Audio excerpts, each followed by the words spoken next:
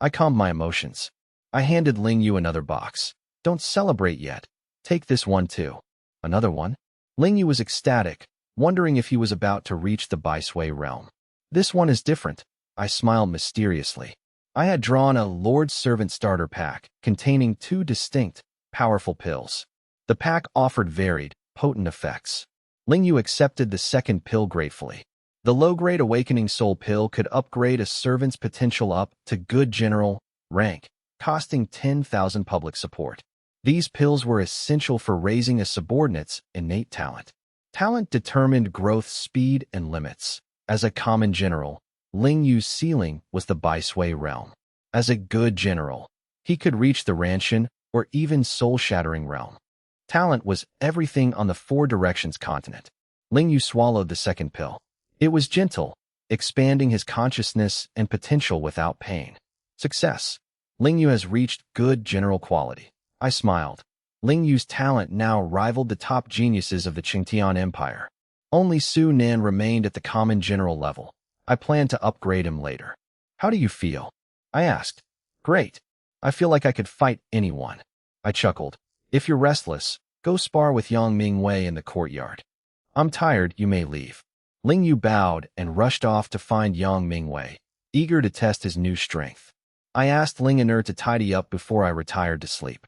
Ling Ner obeyed, and I lay down on my bed. The mental toll of planning my future had left me exhausted.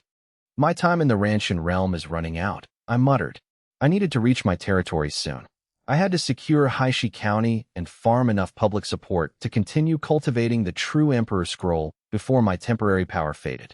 I never forgot that while building my forces, my own strength remained paramount. Lying in bed, I realized I hadn't yet checked young Master Ling's attributes. Curious about the results of the Realm Pill, I opened the system interface. Ling Yu, 18 years old, human, loyalty 100, quality, good general, strength. Ninghun Realm, 6th stage. Skills, 100 birds facing the Phoenix, spear technique, and Fire Phoenix, mental cultivation, both top-tier martial arts from the Myriad Realms plane, originally belonging to Zhao Zilong. Talents, none. Ninghun Realm, 6th stage, not bad at all, I noted. I nodded, satisfied. While slightly behind Yang Mingwei's peak Ninghun strength, the gap was manageable. Scanning the skills, I froze. Wait. 100 birds facing the Phoenix Spear. I was stunned. This was the legendary martial art of General Zhao. Ling Yu had randomly awakened the mental cultivation and top-tier combat skills of Zhao Zilong. And not just any version, but the one from the Peerless Plane. Ling Yu's luck was incredible. If he hits the battlefield, will he be mowing down enemies like grass, one-shotting bosses? I chuckled to myself. 100 birds facing the Phoenix. I'll have to get him a silver spear, white armor, and a white steed. I could cultivate my own version of Zhao Zilong. Once I secured my territory, the territory altar would allow me to summon elite generals from the Myriad Realms. What if I summoned the real Zhao Zilong? 200 bird spears on the battlefield? That's a thrilling prospect. With these thoughts, I drifted off to sleep. I slept soundly, finally recovering from the exhausting journey, and was reluctant to leave my warm bed. Ling Ner entered with a basin to help me wash and dress. Are the supplies ready? I asked. Everything is prepared. The Crimson airship gifted by General Yang is at the training ground, fully loaded, she replied. As she braided my hair, I stopped her. Just tie it up. I'm not used to braids. As you wish, young master. Ner was dedicated to learning every detail of my habits. She served me with all her heart. She simply adored her dashing young master. I touched my ponytail and smiled. After 20 years of short hair in my past life, I had been wearing a ponytail for 3 years in this world. I tolerated the ponytail only because of family tradition. Otherwise, I would have cut it long ago. I'll cut it eventually. Looking in the mirror, I saw a handsome, sharp-eyed young man instead of my former lazy self. Don't, young master. Your hair is beautiful, better than mine, Ner pleaded. She touched my hair with envy. My kind temperament had emboldened my maid to act more freely. Enough, let's go. We depart for Beishan County now, aiming to arrive by dawn tomorrow. I grabbed my sword and headed out. I prepared snacks for you on the airship, Ner said, but I was already out the door. Young master. She hurried after me as I called for her to keep up. You're so impatient. You haven't even eaten breakfast, she sighed. She gathered her skirts and ran to catch up. Move. Everyone to the training ground within 1 incense stick of time. Sunan. Sunan stepped forward immediately. I'm here, young master. Check the supplies. I won't wait for anyone. Sunan nodded and rushed toward the airship with the servants. Subo, lead the servants aboard. Yang Mingwei, supervise the soldiers. Lingyu, take command of the external troops. You board last. My commands were calm and orderly. Anur caught up, breathless, watching my focused profile with admiration. I was so charming when I was serious. I added, move out. We need to reach Beishan County as soon as possible. Lingyu, Yang Mingwei, and Su Bo bowed and departed, energized by my decisive spirit. My vitality was infectious, lifting the spirits of everyone present.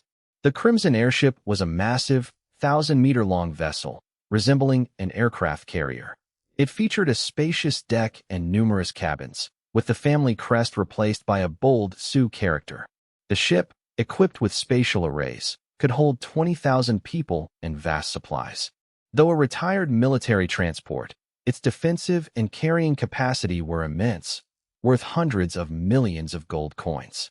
Such a vessel was a rare gift, granted only due to the Yang family's immense contributions. It was the only private airship in the Chengtian Empire, a symbol of the Yang family's past glory. This showed the extent of General Yang's investment in me. With the general's help, everyone boarded the ship. Boom! Monster crystal cores activated the furnaces, and the airship hummed to life, surrounded by a protective energy shield. The shield protected the deck from high-altitude winds. Though an older model, the ship rose steadily into the sky. Take care, young master. General Yang shouted from below. I watched Baiyang City shrink to the size of an ant as the airship accelerated toward Beishan County. Young master, we should reach Beishan County by late tonight and Haishi County by dawn. Shall we visit the governor or head straight to our destination? Sunan asked. Sunan awaited my decision. I looked calmly at the shifting, beautiful clouds in the distance. Head to Blackstone County. No need to stop in Beishan County. Conserve the monster crystal cores. Maintain a steady pace, ensuring the airship has enough energy for a return flight. I commanded with a calm expression, though my eyes flickered with an inscrutable light, hiding my true thoughts. Understood, young master. Sunan nodded and went to oversee the airship's operations. Fortunately, the Yang Mansion's crew included experienced pilots. With Sunan's own combat experience from the Northern Frontier Airship Night Raid, he took charge of the vessel. Once Sunan left, I sighed, then smiled at Ling and Er. I'm a bit tired. Let's return to the cabin. Of course, young master. Are you hungry? Shall I fetch you some snacks? Ling and Er asked softly. Though she couldn't read my mind, my sigh pained her, and she longed to soothe my furrowed brow with her gentleness. Wait, when did you bring snacks? I recall we only packed dry rations. Oh, young master, you're impossible. I told you this morning. I made these myself. Even my brother hasn't tasted them. My mistake, I forgot. Well, I suppose I'm in for a treat then. Huh? I laughed, walking into the cabin with the smiling Ling and Er to rest. The Crimson airship moved swiftly, reaching Beishan County by nightfall. Flying at high altitude in silence, it bypassed the local garrison undetected. By dawn, they approached Blackstone County, a remote, mountainous, and sparsely populated region. The locals were generally uneducated, hot-tempered, physically robust, and exceptionally hardworking. Beishan was the empire's primary recruitment ground. While the people lacked formal martial talent, they were fierce and daring in battle. Though the region rarely produced great generals, it was a breeding ground for elite soldiers. History records that 2 millennia ago, when the Changtian Empire nearly fell to foreign invaders, it survived by retreating to Beishan. The emperor spent 30 years recuperating in Beishan, eventually using the region's strength to launch a counteroffensive and reclaim the lost territory. This miracle shocked the Four Directions continent, birthing the saying, "The lords sit in the capital, but the men of Beishan conquer the world." Strategically, it was a dragon's den, yet constant natural disasters and heavy military conscription left the people in abject poverty. Blackstone County was a typical example of this chaotic, neglected region. It was rife with internal strife and frequent small-scale uprisings. A pity. Such a land, ruined by the rot of the capital's nobility. I sighed to myself. I sat in my cabin before a map of Beishan County, with a smaller map of Blackstone County to my right. Ling and Er sat nearby, gracefully grinding ink, attending to me with gentle devotion. I had thoroughly researched the history, customs, and current plight of Beishan before arriving. It was clear the Empire treated Beishan solely as a source of soldiers, never sending capable officials to govern or improve conditions. Because the region was difficult to manage and prone to famine, officials sent here were corrupt, seeking only wealth and power rather than serving the people.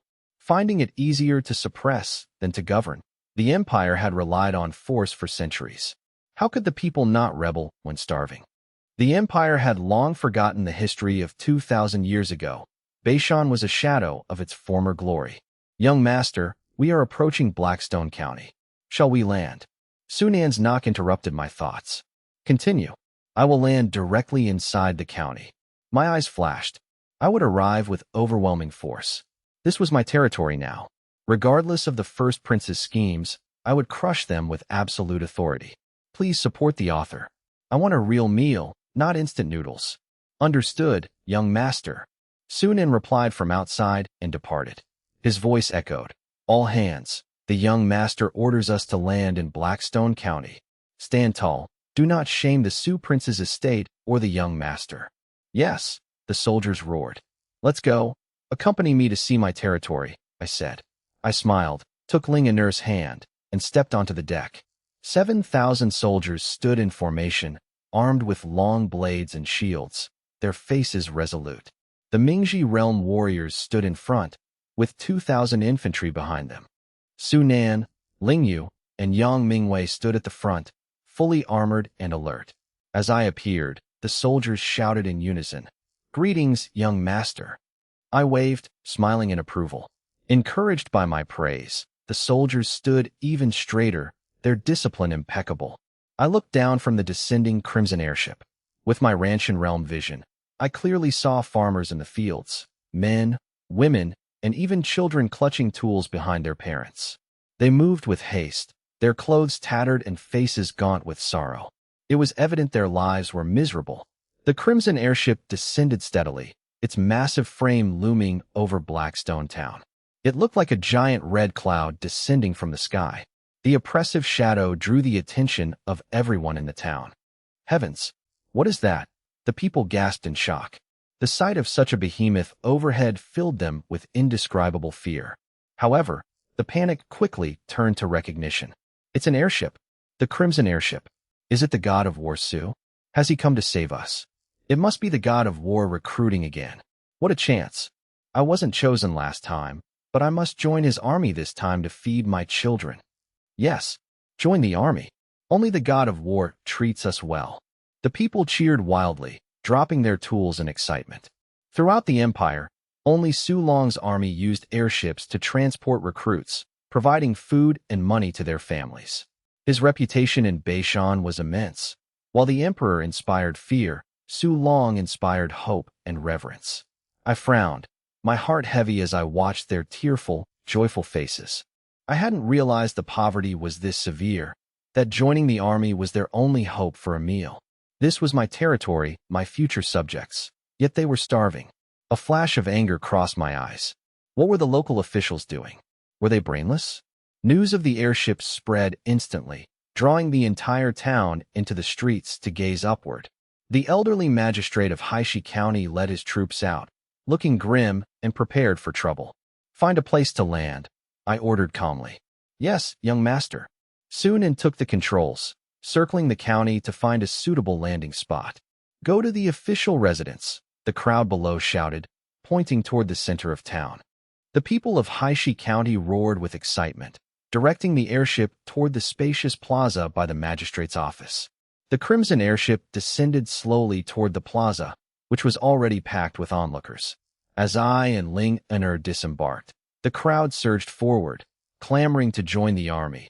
Assuming they were recruits for the god of war Su Long, thousands of people swarmed the airship, trapping my group in a sea of desperate, excited faces.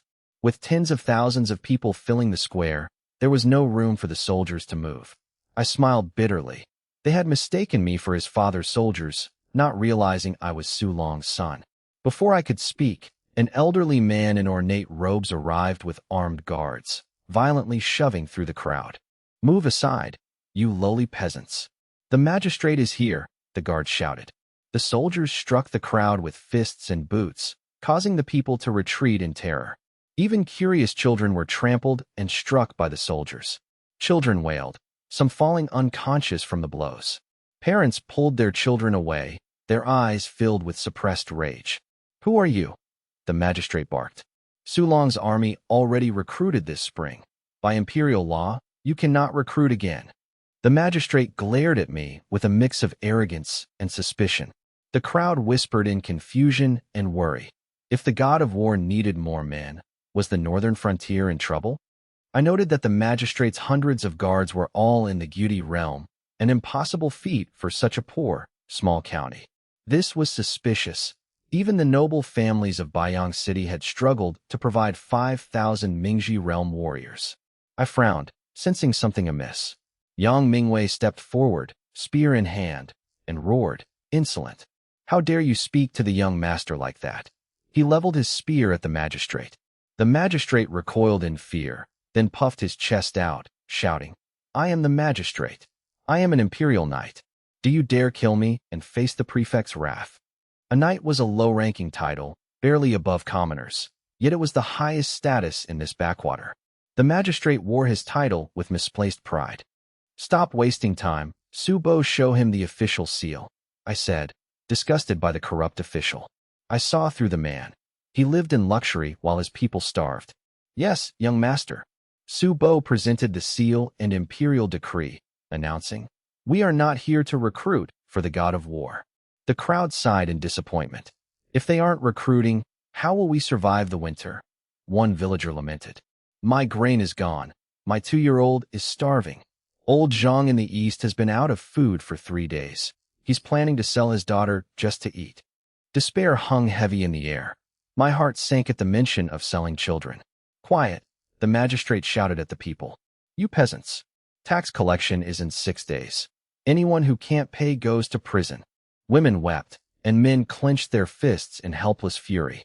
The magistrate's cruelty only deepened the atmosphere of hopelessness. "If you aren't recruiting, why are you here?" the magistrate demanded. He remained arrogant, knowing the military and civil administration were often at odds. He felt no need to bow to these outsiders. "Who are we?" Su Bo sneered, turning to the crowd. "We are from the Su Prince's estate. By imperial decree, we are here to take over Haishi County. From today, this is the young master's territory.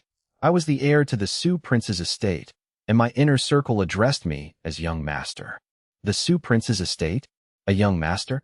The locals were confused. They only knew the name of the hero, Su Long. "Which young master?" the magistrate asked, feigning ignorance. "Su Yu," Su Bo declared. "The only son of the god of war, Su Long." Silence fell over the square, followed by stunned disbelief. Then, the crowd erupted. "The god of war's son is here. He's our new lord. This is wonderful." They pointed at the young man in white. "It must be him. Down with the corrupt magistrate. We want the young master." The villagers cheered, their despair replaced by sudden relief. The joy was infectious as they realized the old magistrate's reign was over. Under imperial law, a prince's heir taking a territory meant the previous official was immediately stripped of power. The magistrate was finished. Haishi County was now under my protection. The people cheered from the bottom of their hearts. I smiled faintly, while Lingener looked on in awe, realizing the true status of the man she served. She was serving the only son of the legendary god of war. The cheers grew louder, ignoring the magistrate's pale, trembling face. To the people, the name Su Long represented safety and hope. They believed his son would be their savior. I watched them, observing their raw, honest joy. It was a testament to the trust the people of Beishan County placed in my father, a trust bought with the blood of countless soldiers. "They adore you and the god of war, Su. Aren't you happy?" Lingener asked, beaming. I sighed, my expression somber. "No, I am not. The more they worship my father, the guiltier I feel." The Su family owes them everything. Ling and Er blinked, confused by his sudden melancholy. Without the sacrifices of the Beishan people, there would be no Su prince's estate, nor the honor I enjoy today. The people are the water that carries the ship of the Su family. Without them, the estate is nothing. I understood this well. Suddenly, the county magistrate roared, "Shut up!" He threw his seal to the ground, sneering at me. "You aren't Su Long's son. You're a fraud." I caught a flash of murderous intent in the magistrate's eyes. The old man was clearly up to something. Su Bo, Ling Yu, and Yang Mingwei watched, stunned, wondering if the official had lost his mind. I received word from the capital that the young prince was killed by rebels on his way here. Their bodies, and his, were found. You are an imposter. Don't try to fool me with such amateur tricks. The magistrate's sneer left the crowd in stunned silence. Insolent dog, Su Bo roared, outraged by the accusation. I remained calm, realizing the trap. The magistrate's certainty and the presence of armed soldiers meant this was a premeditated assassination attempt. Even if I survived the journey, I was meant to die here in Haishi County. This was the first prince's contingency plan. If the magistrate succeeded, the prince would simply eliminate him to destroy the evidence. It was a flawless, interlocking scheme designed to leave the god of war with no one to blame. I recognized the soldiers' gear. They were Imperial Army standard issue. Most officials in Beishan were clearly in the first prince's pocket. The first prince had gambled heavily on controlling this region. But he underestimated the people of Beishan. They were too fierce to be ruled by corrupt puppets. I smirked coldly. I was no sacrificial lamb. Who dares impersonate the young prince? The magistrate shouted. Seize these rebels. Kill them on the spot. My eyes narrowed. The magistrate was acting exactly as predicted. Kill. Hundreds of Gyuti realm soldiers, charged with murderous intent. The magistrate hid behind them, grinning. He knew the Crimson Airship's forces were trapped in the crowded plaza, unable to deploy. He was certain I would die today for offending the first prince. The magistrate's eyes gleamed with cruelty. He knew who I was, and that was exactly why I had to die. Who dares harm my master? Ling Yu and Yang Mingwei stepped forward, spears leveled to guard me. They've truly gone mad. Su Bo trembled with rage. Su Nin broke into a cold sweat, realizing their precarious position. The soldiers closed in, their blades and shields glinting in the morning sun. Kill! Ling Yu roared, his spear dancing in a defensive whirlwind. Kill! Yang Mingwei stood cold and focused, blocking the right flank. 100 birds facing the phoenix. Yang Mansion returning dragon spear. Both unleashed their full internal chi, executing high-level martial arts. Their spears struck with lethal precision. The first wave of soldiers fell, pierced through, and collapsed in pools of blood. Even shields were useless against the Ninghun realm experts. Kill them. We have the numbers, the magistrate shrieked. He was already dreaming of the rewards the first prince had promised. I am Su Yu. Do you really think you can kill me? I stepped forward, my gaze chilling the magistrate to the bone. The magistrate shuddered but forced a sneer. I know who you are, and that's why you must die. He is the god of war's son, the crowd shouted, picking up farm tools in defiance. The people of Haishi County would not stand by and watch the hero's son be murdered. My reputation in Beishan was absolute. Are you rebelling? I'll have your heads, the magistrate panicked. He retreated closer to his soldiers for protection. You are nothing. How dare you threaten my people? My voice boomed with authority. I could tolerate the first prince's political rivalry, but threatening the commoners crossed a line. This land and its people belonged to me. Harming them was an affront to my house. I dropped my composure, my inner fury manifesting as a predatory aura. Boom! A terrifying pressure erupted from me as I unleashed my Ranshan realm power. The air hummed like a waking beast, crushing the plaza under its weight. True Emperor's sword. My blade unsheathed with a melodic ring, thirsting for blood. Go! The sword soared into the sky, glowing with intense, internal force-fueled light. Controlling objects with chi, he's in the Ranshan realm, a soldier screamed in terror. The soldiers froze, staring up at the blade, paralyzed by the realization that they were facing a master 3 realms above them. The magistrate's sneer froze as he stared at the intensifying glow of the true Emperor's sword. No, it can't be Ranshan realm. He's a waste who can't practice martial arts. Kill him. he shrieked in terror. A dead man walking, I sneered. I waved my hand dismissively. True Emperor's sword shadow. The sword erupted into thousands of ethereal projections. This supreme technique from the True Emperor scroll transformed internal force into a lethal rain of blades, each drop carrying the full force of my strike. The beautiful, shimmering rain of light descended, ruthlessly reaping the lives of the Gyuti realm warriors. Puchi, Puchi. The blades pierced vital organs, turning the air into a deadly downpour. Warriors collapsed, their weapons clattering to the ground. Blood pooled into a stream across the square. The onlookers were struck with absolute horror. In mere breaths, hundreds of Gyuti realm warriors were wiped out. The tide of battle had shifted instantly. My single strike silenced the crowd. They stood frozen, unable to process the massacre. The sheer power of the Ranshan realm left only Lingyu, Yang Mingwei, and the trembling, terrified magistrate standing. Impossible. A waste killing hundreds of imperial elites? I must be dreaming. The magistrate shook violently, his wrinkled face twisted in shock and disbelief. Lingyu and Yang Mingwei were equally stunned. They had been struggling against the encirclement, yet I had cleared them with ease. The people of Haishi County gasped, horrified by the river of blood and my terrifying strength. One sword to kill hundreds. He's invincible, the crowd whispered, their awe mixed with fear. Such power sent a chill down their spines. They were certain. This young man was truly the son of God of War Su Long, possessing an even greater aura of dominance. The magistrate, seemingly losing his mind, screamed, "The first prince gave me these elites. How could a waste kill them all?" The magistrate had relied entirely on these warriors to defy me. Their sudden annihilation was a devastating blow to his psyche. Enough of this act. Lingyu strode forward and grabbed the magistrate by the neck like a chicken. "I am a noble. You commoner, let me go," the magistrate choked. Lingyu threw him at my feet. "Kneel." Faced with the killing intent of two Ninghun realm warriors, the magistrate collapsed, trembling in terror. "I didn't know you were the young prince. Please spare me." He wailed and kowtowed like a ghost. With his protection gone, the magistrate abandoned his defiance, desperate to survive. "So you admit who I am?" "It's too late." I looked down calmly. "Lingyu, clear the area for the troops. Yang Mingwei, search the residence and see what this man is hiding." "Understood, young master."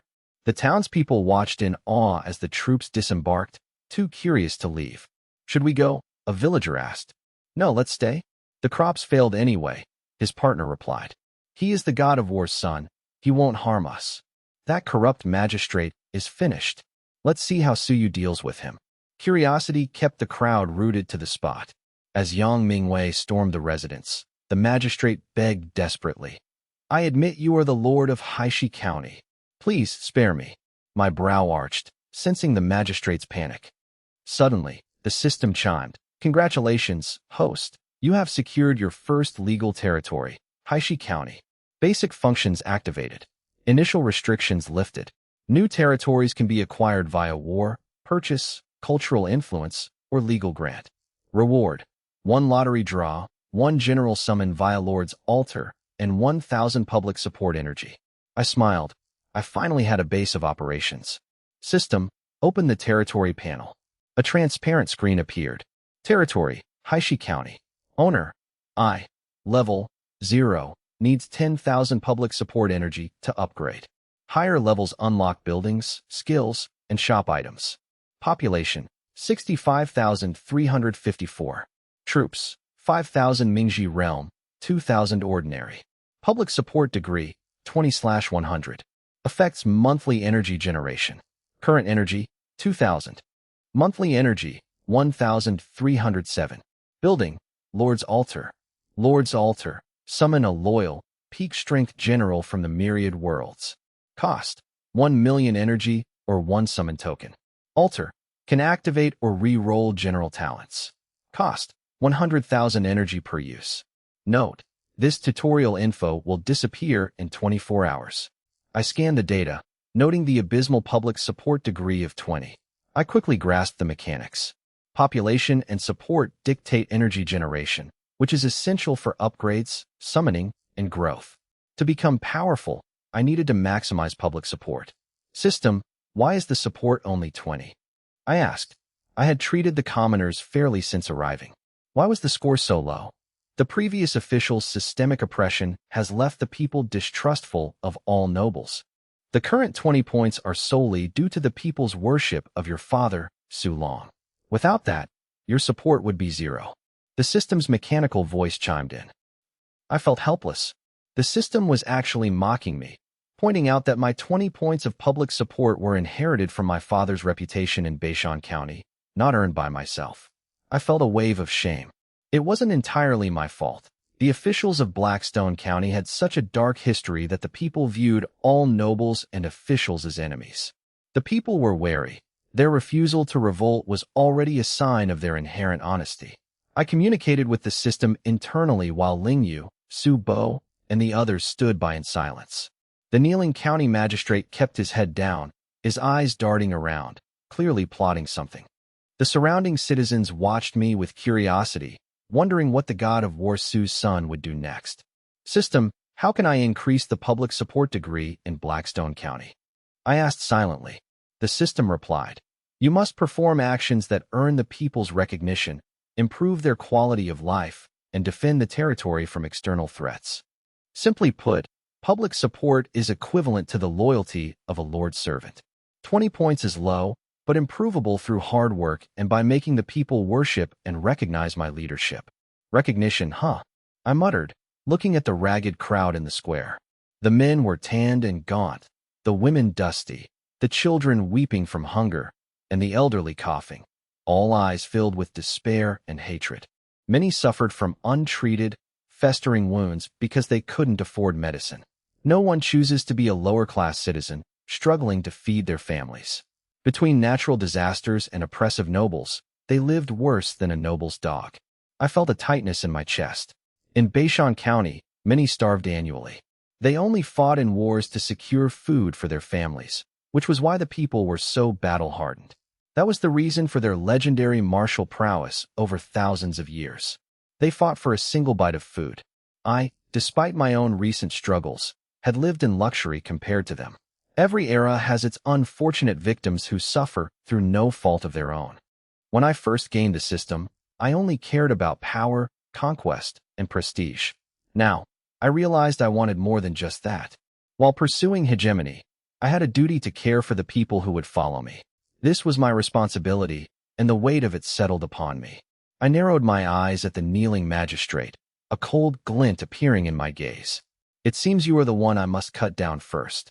Yang Mingwei arrived with soldiers carrying heavy wooden crates and a stack of scrolls.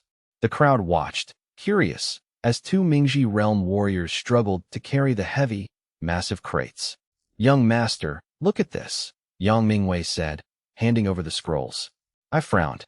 The magistrate turned deathly pale, his lips trembling at the sight of the crates and scrolls. I opened the scrolls and scanned the contents. My expression turned fierce, my aura chilling the entire square. Yang Mingwei, I said coldly, closing the scroll. I am here, young master, Yang replied. Read it. Read it aloud so the people of Blackstone Town can see what their official is truly like. I smiled grimly at the magistrate. Yes, young master. Yang Mingwei took a deep breath and began to read. Using his internal force, his voice carried across the square to the thousands gathered. Year 5131. February 15th, sentenced 17 men of the Wang family to prison, sold them to human traffickers for the northern frontier orcs. Profit, 170 gold coins. Year 5133, increased summer and winter taxes to 50%. These lowly people must be taxed heavily to keep them in line. Year 5134, October 17th, 23 households failed to pay taxes. Penalty. Executed the entire families. Year 5136, September 8th. Confiscated all farmland. Sold half to the Su family of the Beishan Prefecture capital. Profit, over 30,000 gold coins. Year 5138, June 6th. Sold the daughter of the Li family to young Master Chun for 300 gold coins. The fool actually paid that much for a peasant girl. Year 5149, August 7th. Sent 100,000 gold coins to the Prefect. but he complained it was too little. How unlucky. I'm stuck in this black stone county longer. Every line was read aloud. Human trafficking, illegal taxes, murder, land theft, and bribery. The list was a catalog of blood debts. The magistrate's face grew paler with every word. After 2 incense sticks of time, the reading finished. The square fell into a deathly, stunned silence. I remained cold, while Lingyu, and the others clenched their fists in fury. They had expected corruption, but not this level of depravity. He didn't even view the citizens as human. The crowd began to breathe heavily, their faces flushed with rage as they glared at the trembling magistrate. Finally, the silence broke into cries of agony. My Linger. He lied and said she was taken by wolves, but he sold her. The 17 men of the Wang family. They were sold. He lied about the emperor's taxes. He stole it all himself. People collapsed, weeping or screaming in despair. The farmers gripped their tools, veins bulging in their hands. The honest folk could no longer contain their hatred. I'll kill him. He sold my 3-year-old daughter. Kill him. Avenge my wife. My parents starved because of his taxes. I will kill him today. The farmers roared, their voices filled with overwhelming hatred. The crowd's eyes were bloodshot, many weeping silently for lost kin, their own blind pasts, and parents who had starved under heavy taxes. Kill! Kill! Kill! The chaotic noise coalesced into a unified roar. The people surged forward, ready to slaughter the county magistrate. Don't kill me. The magistrate shrieked in terror. You lowly peasants. Killing me is treason. The prefect will surely send troops to annihilate you all. You corrupt dog, will commit this treason then, a farmer roared. Many others echoed his rage. Rebellion means death for you and your families. Kill me, and I guarantee no one in Haishi County will see the sun 3 days from now. The magistrate sneered. He knew exactly what held these peasants back. Many spirited people of Beishan were forced to endure oppression because their families were held hostage. You despicable, shameless cur, the people cursed in fury. Yet, the magistrate's words hit home. These men didn't fear death, but they had elderly parents, wives, and children. Even the toughest men had weaknesses, who would trade their families' lives for a moment of vengeance. Hesitation spread, replaced by a suffocating despair. Oh heaven, are we to be oppressed by this dog for a lifetime? Someone cried out in anguish, questioning the injustice of the heavens. Why must the people of Haishi County suffer such man-made disasters? I watched their despair, my gaze turning cold, a faint killing intent coalescing. Sensing my gaze, the magistrate knelt, fawning. Young prince, spare me. I'll leave Haishi County forever. These boxes of gold, treasures, and the low-level monster crystal cores the peasants traded for food. They're all yours. My eyes flashed. I was surprised, not by the gold, but by the mention of monster crystal cores. Even the weakest monster possessed Mingji realm strength. How could mere farmers, untrained in martial Dao, kill them? I realized these men must have risked their lives in Nanshan just to trade for meager rations. To waste such spirited men as cannon fodder instead of training them into a powerful army was a crime. Open the boxes, I commanded. 20 chests sat in a row. Yes, young master. Yang Mingwei nodded and signaled the soldiers, who pried the locks open. Blinding gold light spilled out, alongside land deeds and monster crystal cores. Young prince, a small token of my respect. Are you satisfied? The magistrate asked, his heart aching but his face obsequious. As long as he lived, he could continue his corruption elsewhere. Humph. I stepped forward and kicked the boxes over. Clatter. A mountain of gold coins spilled out, their golden luster dazzling the crowd. My heavens, how much gold is that? Lingener covered her mouth, her eyes wide with shock. She had never seen such wealth. How many lives had this official ruined to hoard this? The crowd stared at the gold, then at me, their expressions complex. Would the god of war's son take the bribe? History told them no noble could resist gold. They sighed, fearing I would take the money and release the magistrate. They couldn't bring themselves to oppose the son of the god of war. I stood in the gold, silent. Young prince, may I go? The magistrate whispered. Want to leave? I smiled coldly. Clang. I drew the Jinhuang precious sword, pointing the sharp blade toward the sky. Su Yu may be untalented, but I am the son of Su Long. Surveying the thousands of citizens, I said calmly, I was called trash for 20 years. I, too, have tasted the bitterness of an unfair fate. Today, Haishi County is under my protection. The former magistrate has committed grave sins. You have brought glory to the Su Prince's mansion. I will not let you suffer any longer. My house has 3 taboos. Do not violate human morality, do not violate the laws of heaven, and do not violate the common people. My voice struck like a drum. I shall execute this dog official and wash away your years of suffering. A 96-year-old man, the oldest in the county, stepped forward. He was a living miracle, having survived the disasters of Haishi County for nearly a century. I bowed to help the elder, a gesture the people noted with respect. Young prince, we appreciate your heart. But if you kill him, the prefect will retaliate. Please let him go. The old man spoke weakly, full of concern. You are the son of the god of war. We cannot let you suffer for us. The crowd echoed his plea, fearing for my future. They were simple people, grateful for the smallest kindness. Killing a noble, even a corrupt one, would give the first prince the perfect excuse to attack me. Killing an official was akin to treason. They didn't want me to ruin myself for them. Ling Aner's eyes reddened. She was moved by their selflessness. Lowly peasants? Who dares call my people that? I smiled. Do you remember what my father did when he first came to Beishan County? He killed the prefect, opened the granaries, saved the people. He was a hero, someone shouted. Exactly, I smiled, had Ling Yu assist the elder, and walked toward the magistrate. What are you doing? Killing an official is treason. The magistrate scrambled backward, his legs failing him, his arrogance replaced by pure terror. He looked at me as if I were a demon. What am I doing? I said with chilling, domineering flair. I am killing a dog official. Swish. The magistrate's head flew into the air, his expression of fear frozen. I gave him no chance to beg. Blood sprayed across the dry yellow earth. The head hit the ground with a thud. The crowd gasped, stunned. He really killed him. They realized I had done this for them. Well killed. A roar of excitement erupted. The people looked at me with burning admiration. If my people cannot fill their bellies, why shouldn't I rebel? To borrow your words, if it comes to that, I'll commit this treason. I turned, my smile radiant.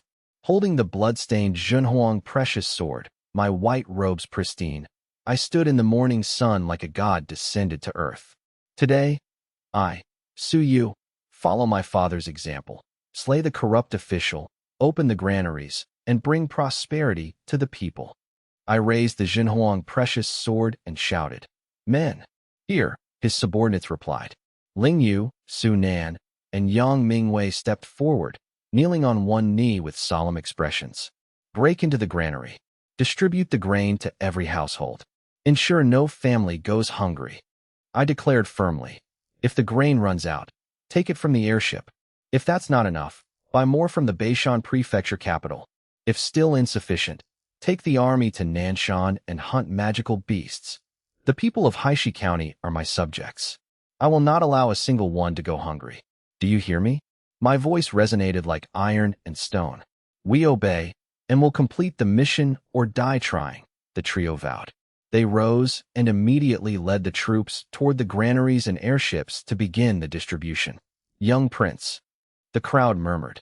Many gazed with fanatical eyes at the young man in white standing in the square. They felt as if they were seeing the legendary god of war Su, but even more domineering. I dared to execute a corrupt official without a massive army to back me, doing it all solely for the people of Haishi County. In this moment, I became their god. Long live the young prince. People wept and kowtowed, their voices merging into a thunderous, unified roar that shook the heavens. The entire square was filled with kneeling citizens. They knelt willingly, shouting "Long live," with a fervor that pierced the sky. Thousands of voices declared that after 1,000 years of suffering, Haishi County had finally found a wise ruler. The sound was like a crashing tsunami. I smiled, while Ling Aner watched my back with infatuated eyes. My silhouette appeared as steady as a mountain, radiating a sense of absolute security. When I shouted my promise to the people, Ling Aner felt her soul tremble. A noble who truly acts for the people, gentle, domineering, and decisive, was the perfect master. She felt herself falling deeper into the gentle trap of my charisma. The system's notification chimed, perfectly timed. Ding. Congratulations, host. Due to your heroic, decisive, and benevolent actions, public support degree in Haishi County has increased by 50, reaching 70. Due to your outstanding performance, the system has waived the remaining time for the newbie online gift pack, which has been deposited into your lord's backpack. Executing a corrupt official and opening the granaries had yielded a massive 50-point increase and an early reward. TSK, still not at 100.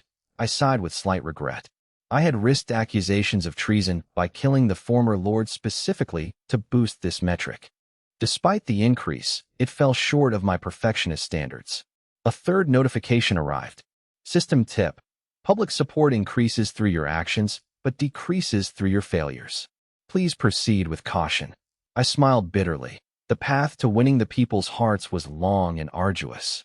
The system's warning effectively ended my idea of relying on grand, one-off stunts.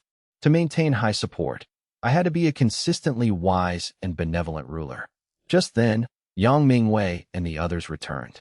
The soldiers hauled bags of rice, many of which had gone moldy from long-term neglect. My eyes flashed with cold fury at the thought of the former official hoarding rotting food while the people starved. Young master, all the grain has been moved, including our own supplies, reported Su Nan. Su Nan stood with military precision, his hand over his heart. My subordinates were elite soldiers. Good, I nodded.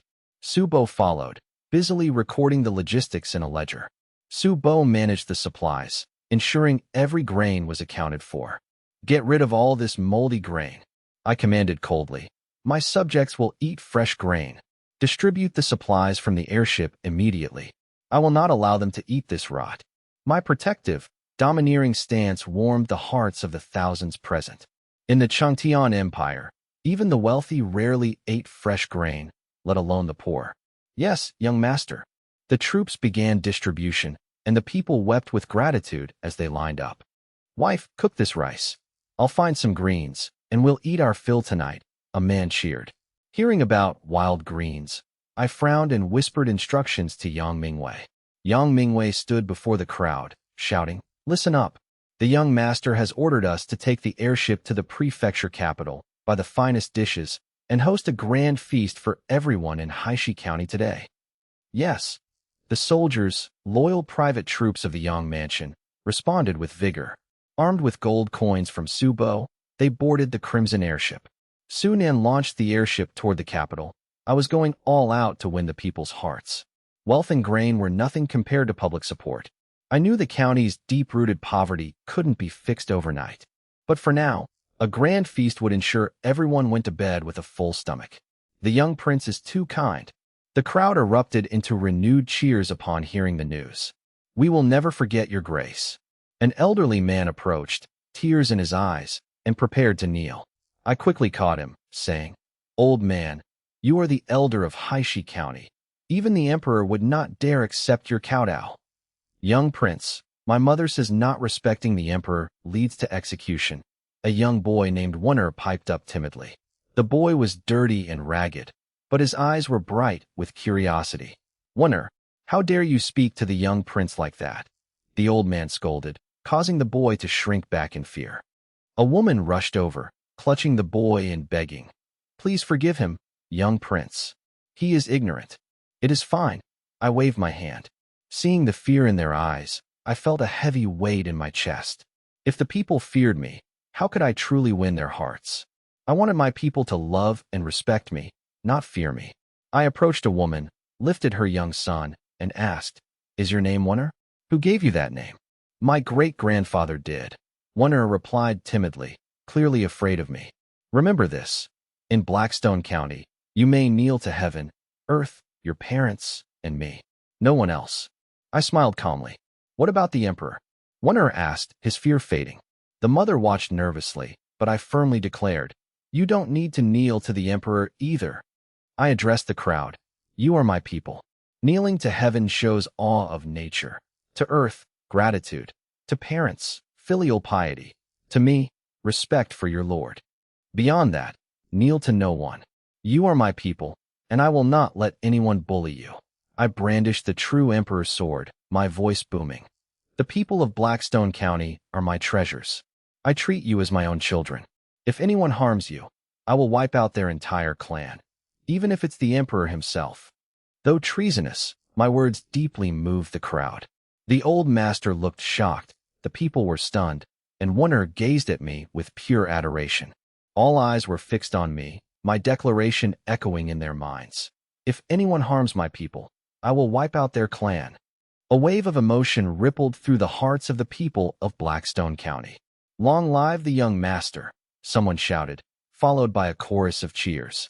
The people roared my name, proud and moved to have such a protective lord. I waited for the system notification to confirm my increased public support, but it never came. System, why didn't my public support increase? I asked. Host, the current public support is 70. Repeating acts of kindness without exceeding the impact of the first will not increase it. The people's status is currently goodwill. Status levels range from hostile to fanatic. You must reach adoration to potentially hit 100 public support. Note, reaching fanatic ensures public support never drops and unlocks special effects. I opened the territory panel. Territory, Blackstone County. Lord, I. Level 0 needs 10,000 public support energy. Population 65,354. Army 5,000 Mingji Realm Warriors, 2,000 ordinary soldiers. Public support 70. Monthly energy 4,595. Virtual building, Lord's Altar. Can summon a legendary general with peak strength and equipment. Cost 1 million public support energy or a summon token. Lord's Altar can also activate or re-roll general talents for 100,000 energy each. Increased public support now yields 4,595 energy monthly. This acts as a salary. The stronger the territory, the higher the pay. Additional energy can be earned through victorious wars. Higher territory levels will eventually allow extracting energy from monster crystal cores and energy Oregon. For now, I rely on my monthly salary and combat rewards. I smiled bitterly. The system wasn't as lethal as those in novels, but it had its own rules. Being a lord was far from simple. To lead by example, I spent the morning with Ling Yu and Su Bo, helping distribute food to the people. My actions deeply touched the citizens. The simple folk of Blackstone County believed a true lord was one who ensured they were fed. Their young master was exactly that. 3 hours earlier, at Heiwaixian restaurant in the Beishan Prefecture capital, dozens of grim-faced warriors led by Yang Mingwei burst into the restaurant, startling the patrons. The guests wondered where these murderous-looking men had come from. Yang Mingwei strode to the center of the hall and shouted, "Where is the manager?" Terrified waiters scrambled to find him. "Coming. What can I do for you, officers?" The plump manager emerged, bowing and scraping. Merchants avoided offending soldiers and martial artists at all costs. "I'm here to order. Give me your menu." Yang Mingwei scanned it and pointed to several pages. "I want all of these." The manager was stunned. That was over 100 dishes. "I'm not done," Yang Mingwei said coldly. 20 portions of everything I just pointed out. I need it in 3 hours. The room went silent, everyone gasping in shock. Nearly 2,000 dishes in 3 hours? "Sir," the manager pleaded, "my kitchen can't handle 2,000 dishes in 3 hours. Which general do you serve? I can deliver to the barracks by nightfall." The manager tried to identify their affiliation, curious about these strangers. He knew most local officers, but Yang Mingwei was a complete mystery. The other guests watched, assuming they were local troops. By nightfall, Yang Mingwei sneered. "How much will this cost?" Thinking he had a chance, the manager bowed. 5 gold coins and 33 silver coins, sir." Yang Mingwei remembered my order. "Ensure my men are fed by noon, no matter the cost. I'll pay 50 gold coins if it's ready by noon," Yang Mingwei declared. The room erupted in murmurs. The manager swallowed hard, tempted, but still protested the impossible time frame. The crowd whispered in awe at the sheer extravagance. They wondered why these soldiers were suddenly so wealthy. "Not enough," Yang Mingwei smiled. 500 gold coins. The entire restaurant gasped. This was 100-fold profit. The manager hesitated, struggling with the decision. My young master once told me that anything solvable with money is no problem at all. Yang Mingwei stared at the manager and calmly stated, I'll give you 5,000 gold coins. Is that enough now? Paying 1,000 times the price for a meal left the entire restaurant stunned, the patrons staring in utter shock. The atmosphere turned deathly silent as a cold smirk played on Yang Mingwei's lips. The funds came from the Yang mansion, local nobles, my sisters, and my own long-term savings. Combined, the sum was astronomical. To a visionary, spending money to buy the hearts of the people was a bargain. Since public sentiment is rarely bought with wealth, this was a rare opportunity. Money was trivial. Gaining the genuine allegiance of the people was the true prize. With the restaurant silent, Yang Mingwei urged, give me a straight answer. If 5,000 isn't enough, I'll go elsewhere. The manager shrieked, deal? 5,000 gold coins, it's a deal. The manager bowed frantically and rushed to the kitchen, terrified Yang Mingwei might change his mind. He would hire extra chefs from other restaurants if needed. He was determined to produce those 2,000 dishes. 5,000 gold coins equaled over half a year's revenue. He couldn't let this fortune slip away. For merchants, every condition is met if the price is right. The waiters scrambled to serve Yang Mingwei and his warriors with tea and snacks, treating them like royalty. They were gods of wealth, not to be offended.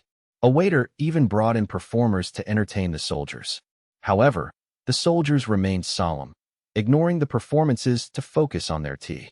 The patrons, intimidated by the soldiers' silence, whispered among themselves, speculating about their identities. Everyone remained fixated on the massive expenditure and the mysterious young master behind it. They assumed the young master must have provided the funds, as soldiers wouldn't have such wealth. Who was this spendthrift, ordering 2,000 dishes to be prepared in 3 hours at 1,000 times the cost? Curiosity burned, but no one dared ask. A waiter finally gathered the courage to break the heavy silence. Sir, our Awakens restaurant is the best in Beishan Prefecture. You've made the right choice for your military supplies. The patrons nearly choked on their tea. Who buys military supplies at a restaurant, let alone at 1,000 times the price? If the emperor heard of such waste, the general would be executed. I am not buying military supplies, Yang Mingwei said flatly. Then why buy so much food? The waiter asked. It's for the commoners, Yang Mingwei replied. The room erupted in shock. A man in plain clothes stood up and asked, May I ask, which commoners? The people of Haishi County. I am acting on my lord's orders to host a public feast, Yang Mingwei replied calmly. The crowd was stunned.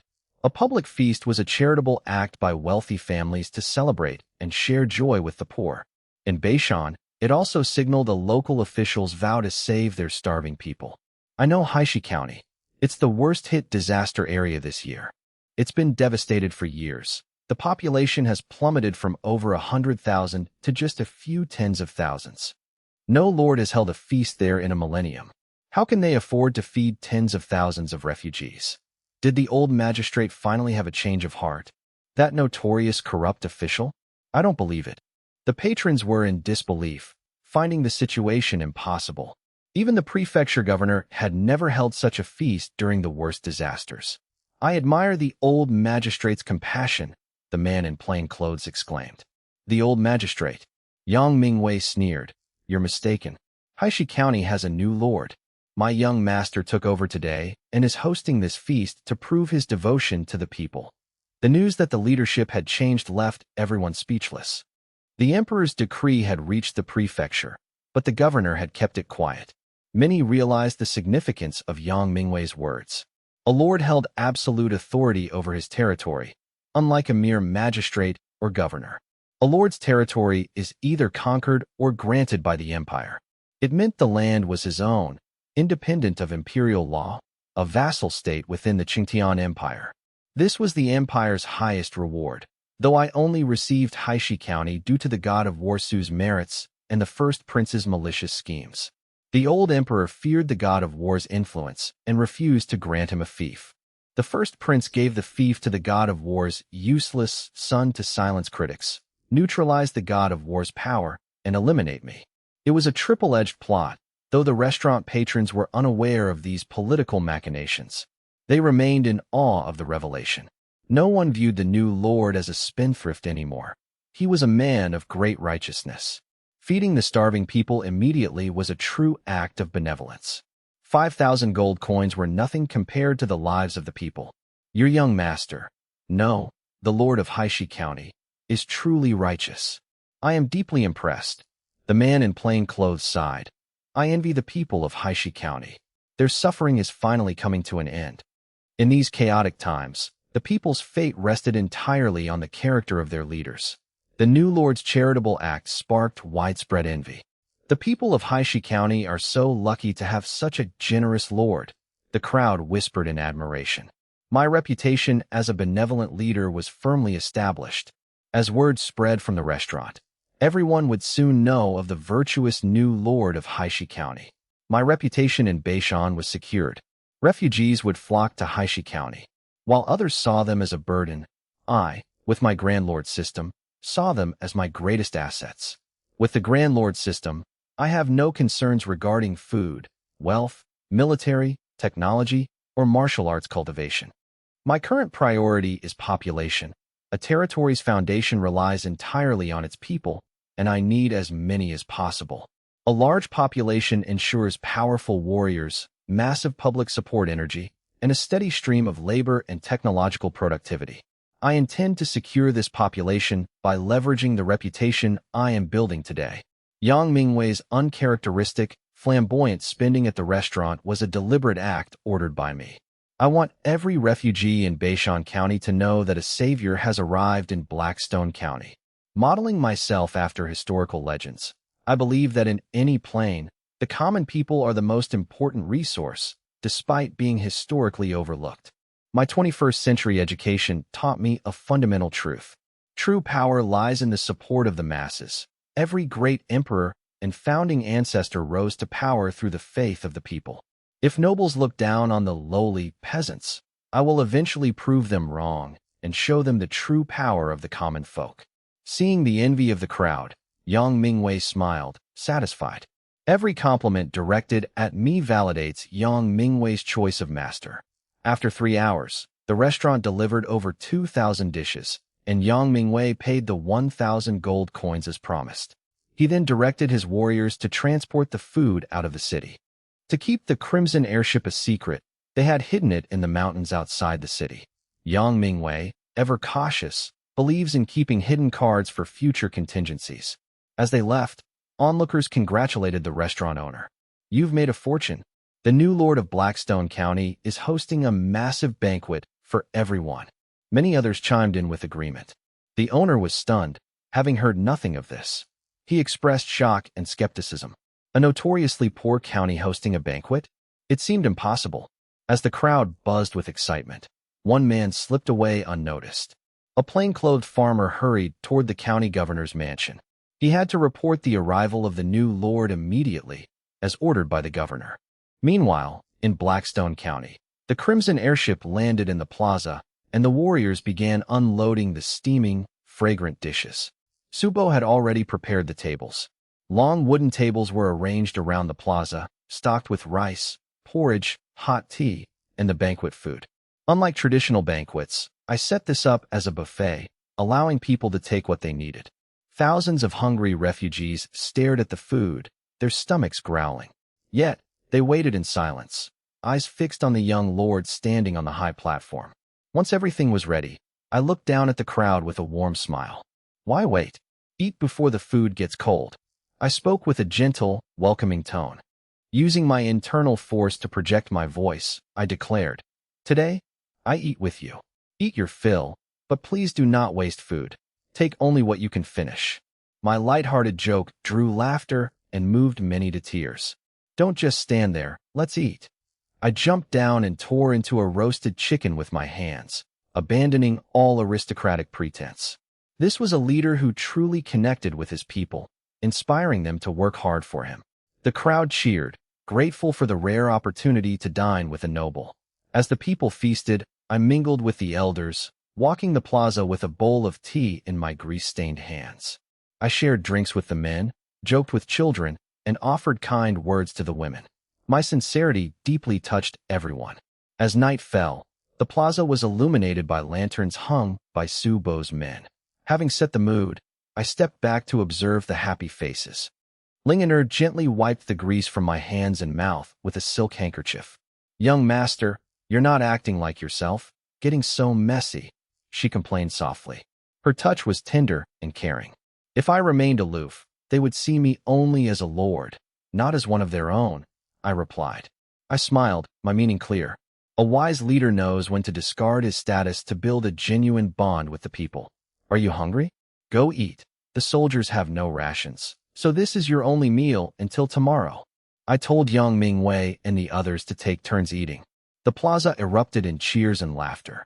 The sight of soldiers and civilians eating together filled everyone with gratitude. Yesterday, they were filled with despair. Today, I had completely turned their world around. I had restored their hope and sense of security. The public support that had been lost for years was finally reclaimed. Lingener offered me a sweet pastry from Baiyang City. I laughed at her pride, feeling my spirits lift. I hadn't eaten much, having spent my time manipulating the crowd's emotions and securing their loyalty. I was a master of human nature, capable of warming hearts and controlling the mood. However, I also needed to step away to use the system's lottery and the Lord's altar. Lingener pouted, reminding me that she made better pastries than the one she was offering. I smiled indulgently and ate the pastry she offered. Readers have been supportive, but personal matters have caused a backlog of updates. I must catch up. I will resume regular updates after a 2-day break. No more debt. More content coming shortly. Young master, you, Lingener murmured, blushing. I realized I had accidentally bitten her finger and pulled away, laughing awkwardly to hide my embarrassment. Lingener kept her head down, her body trembling with shyness. She clutched her dress, her posture accentuating her figure. Her heart hammered against her chest like a war drum. She felt breathless, her mind flooded with strange, bashful thoughts. I rubbed my nose, wondering if she was angry over a simple accident. Lingener remained silent, twisting her fingers, her ears and cheeks burning hot. An ambiguous, strange atmosphere hung between them. I, oblivious to her feelings, decided to leave to escape the awkwardness. My focus remained entirely on my territory and the system, not romance. You haven't eaten yet, right? Have some food here. I'll check the official residence, I said. Without waiting for a reply, I ducked into the nearby residence. Once I left, Lingener looked up, her eyes shining like stars. She gazed at my retreating back with a complex, wistful sigh. Due to their status gap and her gentle nature, she struggled to express her deep admiration for me. Inside, I inspected the former magistrate's home. Every city in the Chengtian Empire features such a residence for its city lord. Unlike standard designs, this one was lavishly renovated with winding corridors, rockeries, and ponds. Moonlight danced on the water, where fish swam peacefully. I found the quiet, elegant space satisfactory. I had no qualms about living where the previous owner died. I wasn't the greedy type who would exploit the people to build such luxuries, but I would make use of the existing structure. With the area clear, I decided to check my system. System, open the Lord's backpack. I whispered with a smile. A transparent screen appeared, showing the nearly empty, independent storage space. I spotted the newbie online gift box and commanded, "Open it." The box burst open with a blinding light, followed by system notifications. I received 10,000 public support energy, a low-grade public sentiment pill, and a chance to activate a Lord talent. I was delighted. The system was truly generous. The 10,000 public support energy was perfectly timed for my future plans. The low-grade public sentiment pill served as a valuable reserve. The pill doubles the monthly public support energy gain for the territory. Monthly energy is calculated based on public support degree and population. With my current stats, using the pill would grant me an extra 9,190 energy without affecting my base monthly income. As my territory grows, the pill's value will only increase. I decided to save it for a time of urgent need. The final reward, a chance to draw a Lord talent, was a massive surprise. Normally, talents only appear upon leveling up the territory, costing 10,000 energy. This reward was worth at least 10,000 energy. I stored the pill and asked, "System, how do I draw the talent?" The system explained that talents are categorized into passive/active and war/territory/personal types. I just needed to confirm the draw in my mind. Confirm. I commanded. Having no talents, any gain would be a significant boost. A roulette wheel appeared before me. High-tier talents like Million Warriors and Immortal Saint Body flashed by. There were too many to count. However, negative talents also existed, such as those causing population decline or rebellion. My expression darkened. I realized many talents carried severe drawbacks. I prayed silently to avoid a purely negative outcome as the wheel began to spin. The pointer spun rapidly. I felt a rare surge of tension. Usually calm and calculating, I found this gamble nerve-wracking. A bad draw could be disastrous, like the Tyrant talent, which boosts combat power but drains public support daily. While Tyrant would make my Mingji Realm warriors 50% stronger, the cost was too high. The negative effects were unacceptable. With my public support at 70, a daily drain would lead to rebellion within 3 months.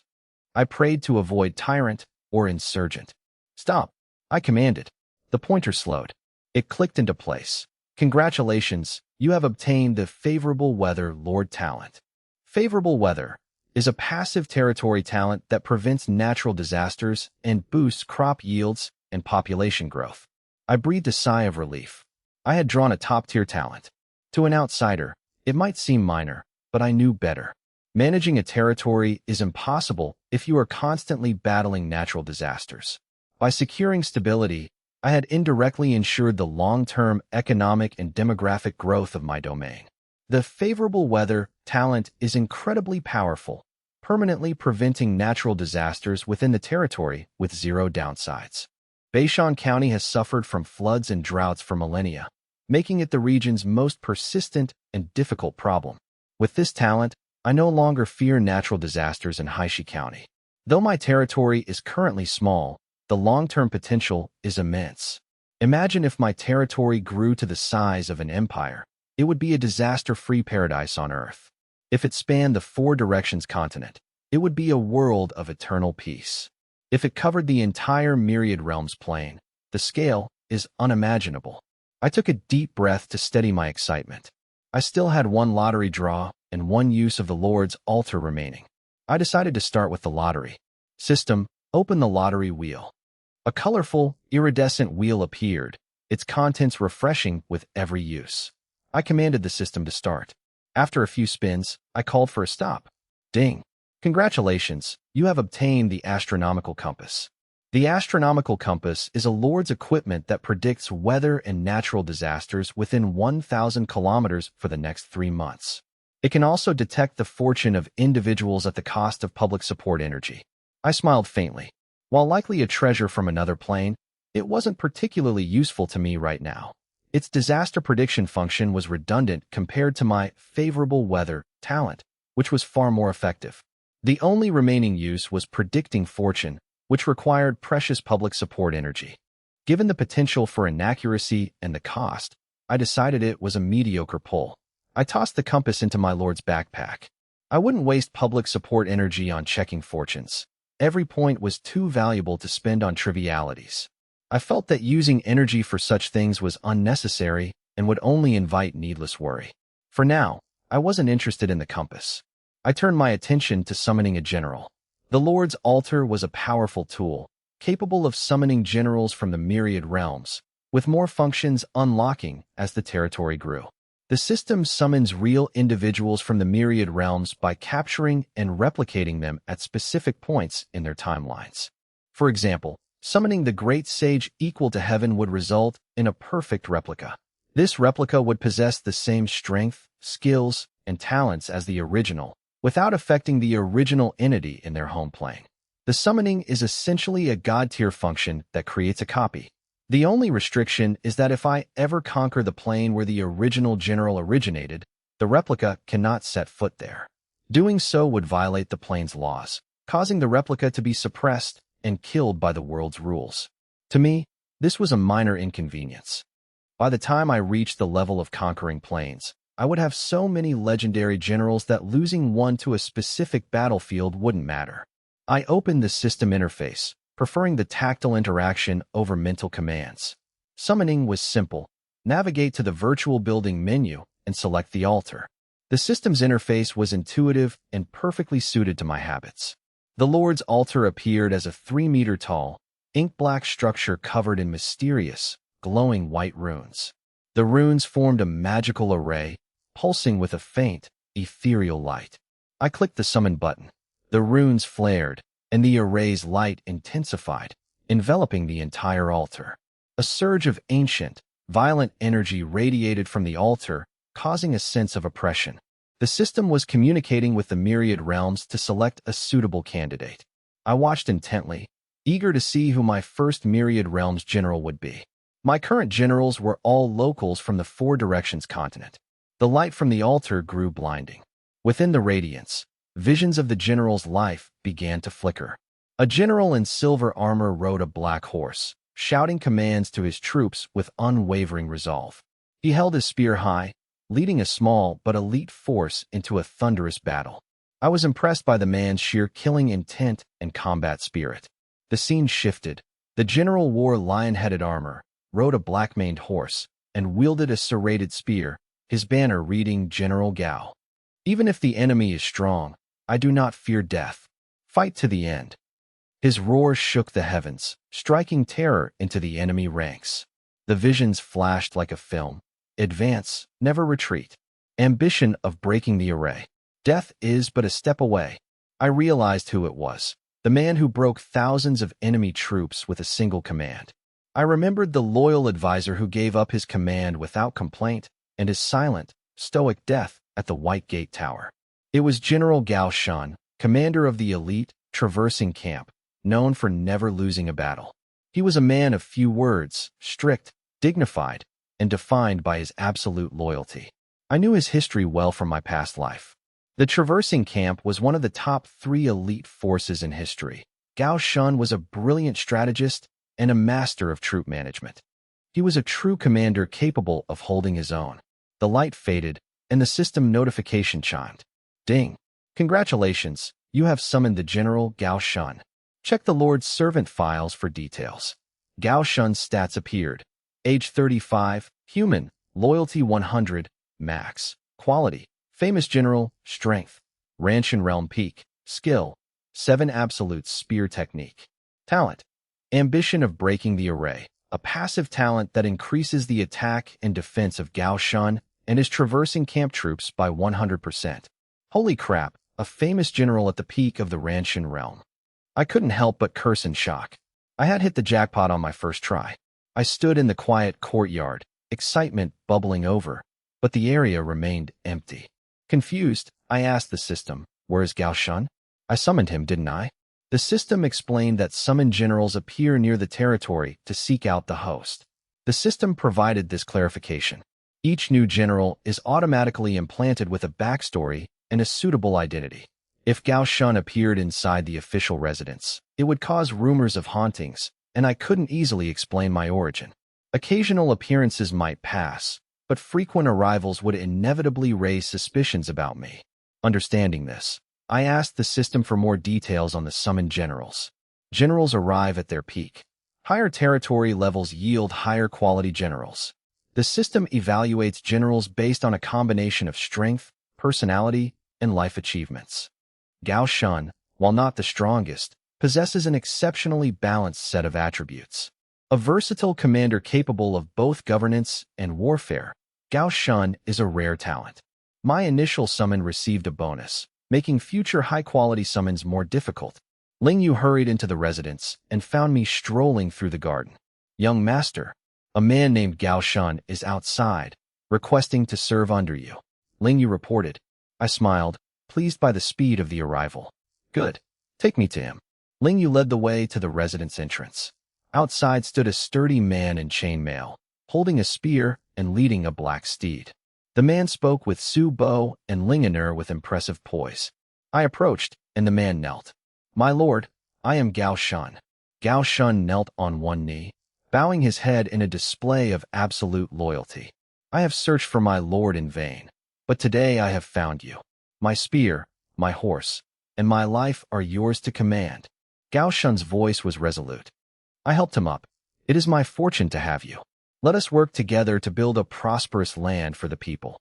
I laughed, pulling him to his feet.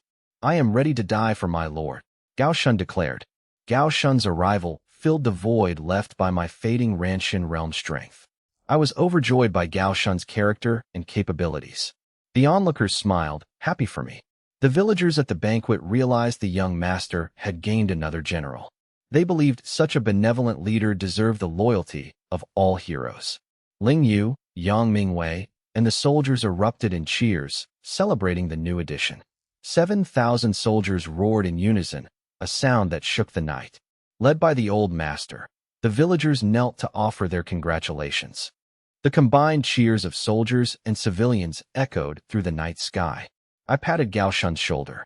Remember this moment, Gao Shun. Gao Shun bowed. Yes, young master. As the night deepened, the villagers cleaned the square thoroughly before leaving. Everyone returned home satisfied.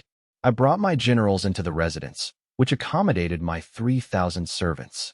However, the 7,000 soldiers had no quarters, and I forbade them from disturbing the villagers. They camped in the square. Ling Yin'er organized the residence while I held an emergency meeting with my generals. Haishi County is in ruins after decades of neglect. We must act immediately. I sat at the head of the table, my generals ready to listen. Young master, we await your orders, Sunan said. Sunan, a longtime follower, held great prestige among the group. I nodded and began my assignments. Sunan, lead 1,000 soldiers as the Blackstone Patrol. Maintain order and farm when not on duty. My plan was clear and decisive. Understood. Sunan replied. Lingyu, lead 2,000 Mingji realm warriors. Train daily and patrol the county's borders. Understood. Yang Mingwei, train the 3,000 Yang Mansion soldiers. You will serve as the vanguard for any future military campaigns. Yang Mingwei beamed, grateful for the honor. The other generals looked on with envy at the prestigious vanguard position. I chose Yang Mingwei because his private soldiers were the most loyal and battle-hardened. Gao Shun, take the remaining 1,000 soldiers. You are appointed as the chief instructor for all troops. You have full authority over training methods. My tone was firm. With their loyalty maxed out, I had no fear of betrayal. Gao Shun's expertise would significantly boost the combat effectiveness of all 7,000 soldiers. I am honored by your trust. Gao Shun bowed. The others were stunned by the weight of the responsibility given to the newcomer. I knew that a leader must play to his subordinates' strengths. I turned to the elder. Su Bo, manage the county's agriculture and finances. Use the gold seized from the residents for public needs. I will also hire physicians to provide free care for the people and soldiers. I spoke gently. I regretted burdening the old man, but I lacked any civil officials to handle administrative tasks. Su Bo, a longtime resident of the Su Prince's estate, possesses broad experience and basic knowledge of medicine and administration. I decided to let Su Bo fill the administrative role temporarily until I could summon a dedicated civil official. Serving you is my honor, young master. Su Bo beamed, his eyes misting. Having watched me grow up, he was deeply moved by my recent transformation. I had repelled pursuers, outmaneuvered nobles in Baiyang City, and reclaimed the hearts of the people in Blackstone County by punishing corrupt officials, all with remarkable organization. Su Bo marveled at my maturity. The heir of the Su family had finally revealed his true, formidable potential. If the old master knew of my cultivation and growth, he would be overjoyed. I nodded and continued providing detailed instructions for the tasks ahead. Though a first-time lord, I was not clueless, having simplified and adapted administrative systems from my previous life. I designated the city patrol as police, Ling Yu's scouts as intelligence, Yang Mingwei's troops as the regular army, and Gao Shun's unit as the reserve. Su Bo was tasked with finance and agriculture, while I maintained overall command. Ling Yin'er was put in charge of the estate's servants. For a small place like Blackstone County, my current arrangements were more than sufficient. One more thing. Ling Yu and Gao Shun, recruit some local farmers tomorrow to build barracks for the troops. Use Su Bo's funds for any necessary supplies. That's all for today. It's late. Get some rest. We have a busy road ahead, I said with a smile. After the meeting, I dismissed everyone to rest within the official residence, as there was no other suitable housing. However, the stubborn generals chose to return to the square to camp alongside their soldiers. Claiming they love their troops like their own children, they refused to stay in the mansion. I could only sigh and let them be. Once alone, I had servants fetch my book box and retreated to my study. It was already dawn, and though exhausted, I had no time to sleep. Relying on my Ranshan realm cultivation, I planned to pull an all-nighter to finalize the county's affairs. With limited personnel, I had to handle everything myself. I needed to draft laws, set tax policies, and plan the territory's economic development. I had to abolish the previous magistrate's harsh laws and taxes immediately to solidify the goodwill I had earned from the people. To secure my position as Lord, I had to ensure the people felt tangible improvements in their daily lives. My vision far exceeded that of the Qingtian Empire's nobles, which only increased my workload. I strove for perfection, knowing that only by lifting Blackstone County out of poverty could I eventually enjoy the privileges of my status. I understood the necessity of enduring hardship now for a better future. The night remained silent. Most of the residence was asleep, but Lingener, exhausted from her own duties, remained awake. Upon approaching the study, she saw the candlelight still flickering. Peeking inside, she saw me in my undergarments, hunched over my desk, furrowing my brow as I scribbled on paper. While others slept, the Lord remained burdened by the weight of his territory.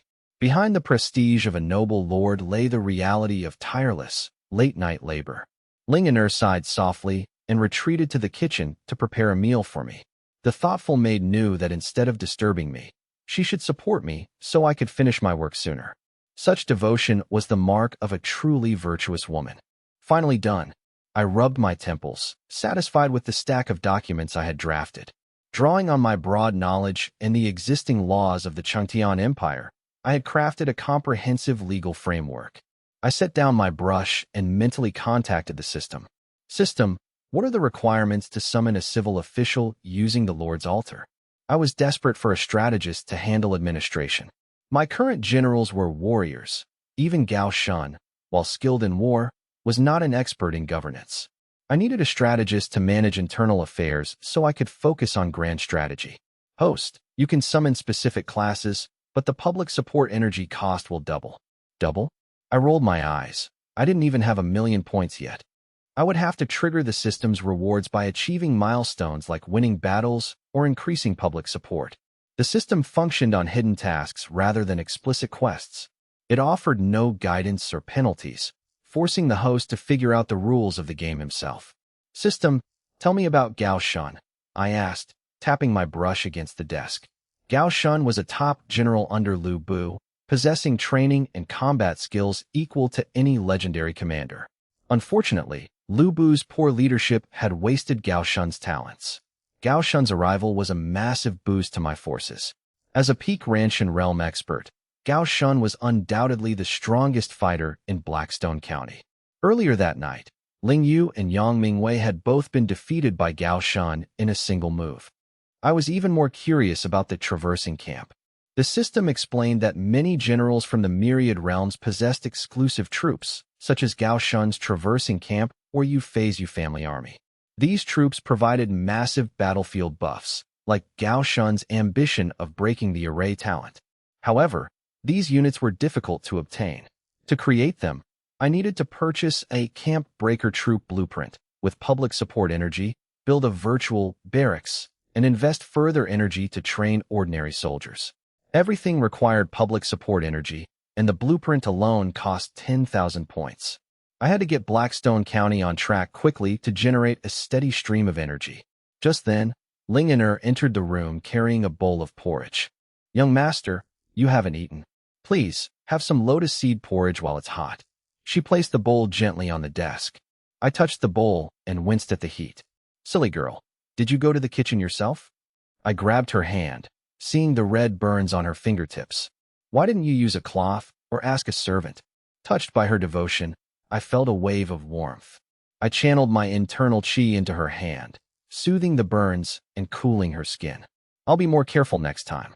Drink your porridge, young master. If it's not enough, I'll fetch more," Lingener said with a shy, rosy smile. My large hand enveloping hers warmed her heart. She kept a secret. She would never let anyone else serve her young master. She insisted on handling my meals, laundry, and cleaning personally. These tasks filled her with a sense of happiness. This simple girl clung to these duties to prove her place by my side. "Just this bowl for now," I said with a wry smile. As I drank, Lingener watched me with blissful eyes. She adored every facet of me, my boldness, my dominance, and my kindness toward the people. "Finished. Go to sleep. I have work to do," I said gently. Lingener wiped a stray grain from my lip, pouting. "How can I sleep when you're still up? Disobeying me?" I frowned playfully. "Go to sleep, or I'll spank you." "You're mean." Lingener blushed and fled the study with the empty bowl. The mere thought of my punishment made her knees weak. Tomorrow, I'm skipping the sugar in his porridge." Bathed in moonlight, the maid's shy smile made her look stunning.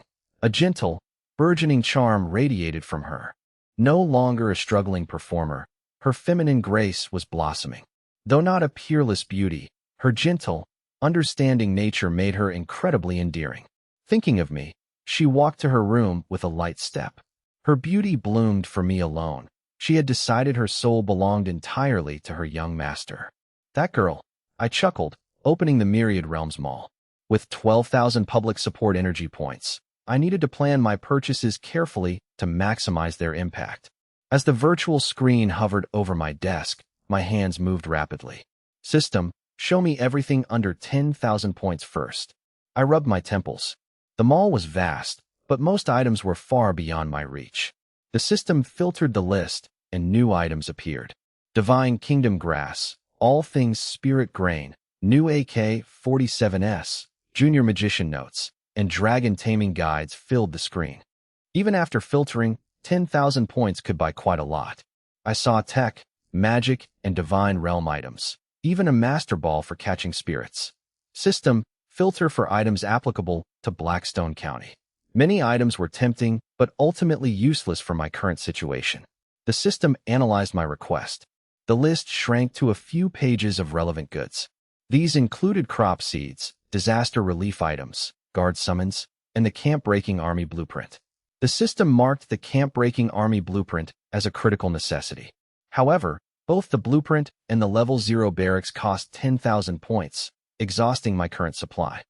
I studied the information, deep in thought. Should I really invest in the camp-breaking army? I weighed my options.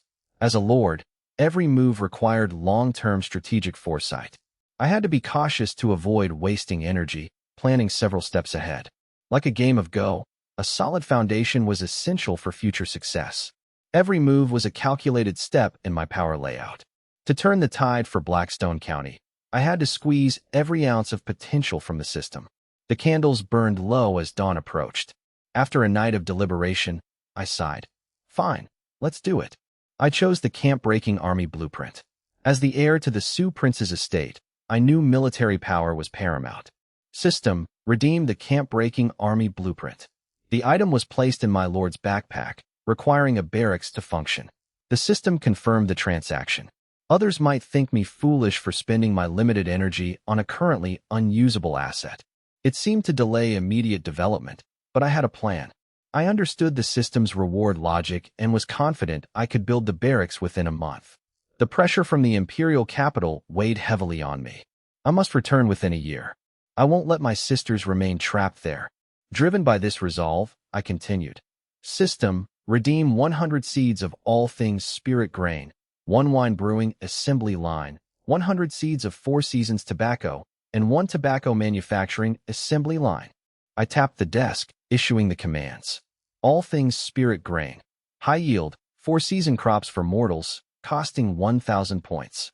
Wine brewing assembly line, automated production, costing 500 points. 4 seasons tobacco, addictive, high-quality leaves, costing 10 points. Tobacco manufacturing assembly line, automated production for cigarettes/cigars, costing 300 points. Items categorized as entertainment were significantly cheaper than military or agricultural essentials. The system's pricing rules favored trivial goods over strategic development assets. I leveraged the system to exchange for 4 interconnected items, strategically planning my next move. It was clear I intended to produce rice wine and cigarettes, luxuries highly prized by men. As I sat in my study, I tapped my desk, contemplating whether these goods were for my own indulgence or a broader scheme. System 1,810 public support energy consumed. Items delivered to the Lord's backpack. I acknowledged the notification with a calm hum, remaining silent and deep in thought. As dawn broke, the mansion stirred with servants preparing breakfast. Lingener, still drowsy, pushed open the study door to check on her master. "Oh, young master, you didn't rest all night." Seeing me still at my desk, her eyes filled with heartache. She silently fretted over my lack of self-care. I opened my eyes, appearing sharp and completely devoid of fatigue. I waved her off, instructing her to summon Su Bo and Yang Mingwei. My firm expression silenced Lingener's impulse to fuss over me. She obeyed, and soon Su Bo and Yang Mingwei arrived, standing before the desk to await orders.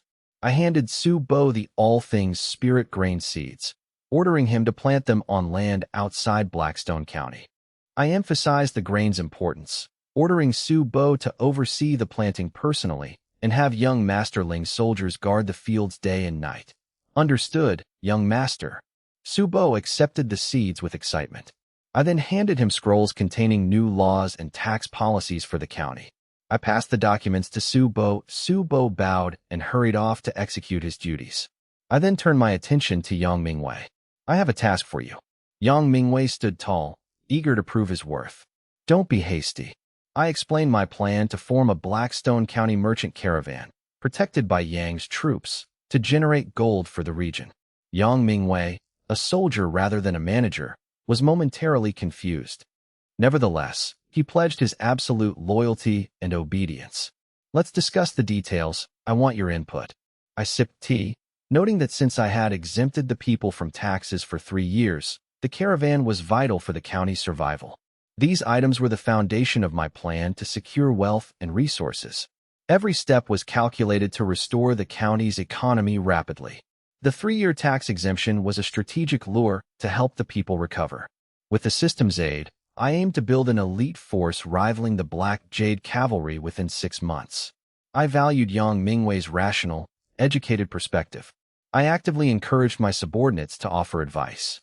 Yang Mingwei pondered the request, while I encouraged him to take his time. Meanwhile, Lingener continued organizing the servants to clean the sprawling mansion. Outside, the day was set to be anything but quiet. Su Bo began distributing the grain seeds and clearing damaged crops. Most importantly, he posted the new laws in the square. A literate servant read the laws aloud to a gathering crowd. The final clause regarding taxes drew the most attention. The servant announced the new legal code, building anticipation for the tax update. The crowd leaned in, fully engaged. Taxes were the people's primary concern. With me acting as the de facto ruler, independent of the Qingtian Empire, these laws were life-changing. The servant cleared his throat to deliver the news. He announced the end of mandatory conscription, offering gold and grain for volunteers, with protections for single-son households and improved pay for extended service. He then declared a 12-to-1 tax rate, with a total 3-year tax exemption starting immediately. The crowd erupted in cheers. They hailed me as a savior, weeping with joy at the prospect of wealth and relief from heavy burdens. My policies were a radical departure from the previous, oppressive regime. The servant continued, promising continued food distribution until the autumn harvest. He shouted until his veins bulged. The roaring crowd drowned him out. The people were lost in their own excitement. The servant realized Su Bo had anticipated this reaction. He gave up trying to speak and joined the cheering, moved by his master's benevolence. Long live the young master. The chant grew, and a massive crowd began surging toward the mansion. The Black Jade Cavalry guards at the gate were alarmed. Seeing the approaching mob, they feared the situation had turned hostile. They scrambled to alert me inside. 3 years of tax exemption. The young prince is our benevolent lord, and we shall never forget this kindness. The old master stood at the front of the crowd, tears streaming down his face as he knelt before the official residence. Following his lead, the masses of Haishi County citizens knelt in unison, kowtowing repeatedly while chanting, "The young prince seeks welfare for the people. He is our wise lord." The soldiers stationed at the entrance were stunned, their faces filled with shock. Before them, the people knelt willingly, calling out the Lord's name with fervent, tearful devotion. They had never witnessed such a scene, citizens spontaneously gathering to worship their lord out of pure gratitude. Such a saintly lord was truly extraordinary, and the roar of the crowd threatened to pierce the heavens. Inside, I was discussing trade details with Yang Mingwei when a panicked soldier interrupted. "My lord, it's bad. Tens of thousands of citizens have surrounded the residence." Yang Mingwei frowned and stood up, growling. "I'll go organize the troops to disperse them." "Don't panic." I calmly sipped my tea and had a servant open the window. The deafening cheers of "Long live the young prince" flooded the room. Yang Mingwei froze, hearing the clear, unified gratitude of the masses. He was deeply shaken to realize that tens of thousands had gathered simply to thank me for the tax exemption. Only those living in this era could understand the weight of such gratitude. Taxes in this age were life-crushing. By lifting them, I was effectively saving their lives. "You see, I told you my people wouldn't surround my home without reason." I smiled confidently, sipping my tea. Simultaneously, the system chimed. "Ding. Congratulations, host. Territory Public Support Degree +10. Reward, 1,000 Public Support Energy." The policy was working perfectly, and my eyes gleamed with satisfaction. Young Master is truly benevolent. To have the masses come to pay respects is a grand sight indeed. Yang Mingwei knelt on one knee, filled with genuine admiration for my charisma. To win such devotion just one day after arriving was unprecedented. However, the cost was high. I had to support tens of thousands of people single-handedly for the next 6 months. If the trade caravan failed to generate funds quickly, the situation in Haishi County would collapse into the abyss. Yet, public support was essential for my rise. This was a calculated, necessary risk. I had no time for slow growth. I had to act fast to survive the looming vortex of the imperial capital. This gamble was my only way to break through the current deadlock and grow strong enough to challenge the Qingtian Empire. But young master, letting them surround the residence is improper. "Shall I disperse them?" Yang Mingwei asked cautiously. "Nonsense." I slammed my teacup down, my face darkening. "I told you yesterday, soldiers must not harass the people. If they aren't rebelling, don't touch them, or I'll break your legs." My tone was icy and severe. I could not allow my hard-won public support to be ruined by such recklessness. This subordinate was wrong. "Please punish me." Yang Mingwei broke into a cold sweat and kowtowed. It was his first time seeing me truly angry, and the sharp gaze felt like a blade against his skin. "Enough, get up. Let this be the last time." I sighed. Yang Mingwei came from a wealthy background and struggled to empathize with the commoner's plight.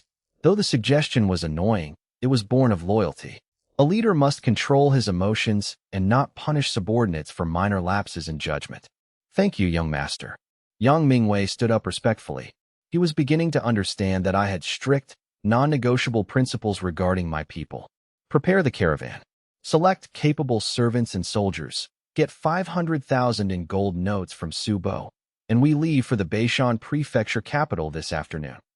I stood up and commanded calmly. The caravan could not wait. My 1,000,000 gold coins would not last long in such a large-scale development. I needed to generate continuous wealth, food, and supplies. I had to keep the money flowing to sustain my growth. "Understood." Yang Mingwei bowed. I draped my white robe over my shoulders and walked out. I greeted the crowd with a warm smile, urging them to return to their fields so as not to miss the planting season. I promised to purchase enough grain in the capital to ensure no one went hungry before the next harvest. The crowd was ecstatic. The old master shouted for everyone to disperse and get back to work. "Young prince, do you need soldiers? My brothers and I want to enlist. We don't need pay. We just want to fight for a benevolent lord." "We are willing to fight for the young prince," the crowd roared. "Don't worry, everyone. Focus on your crops first. When I return, I will begin recruitment. I will never let my people or their sons go hungry." I laughed, my voice ringing out.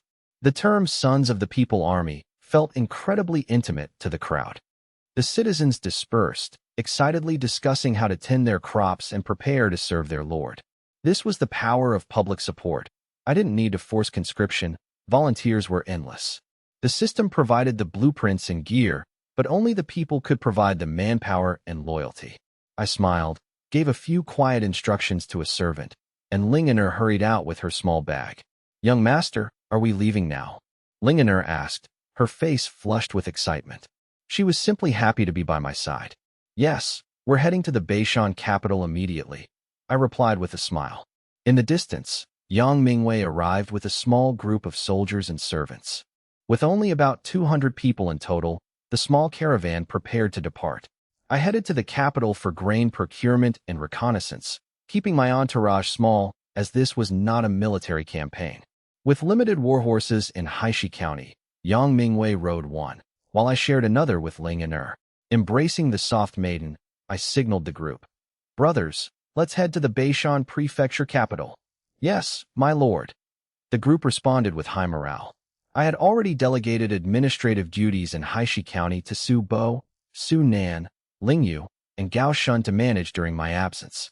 Su Bo stood at the county gates, calling out, Young master, return soon. Aner, take good care of him.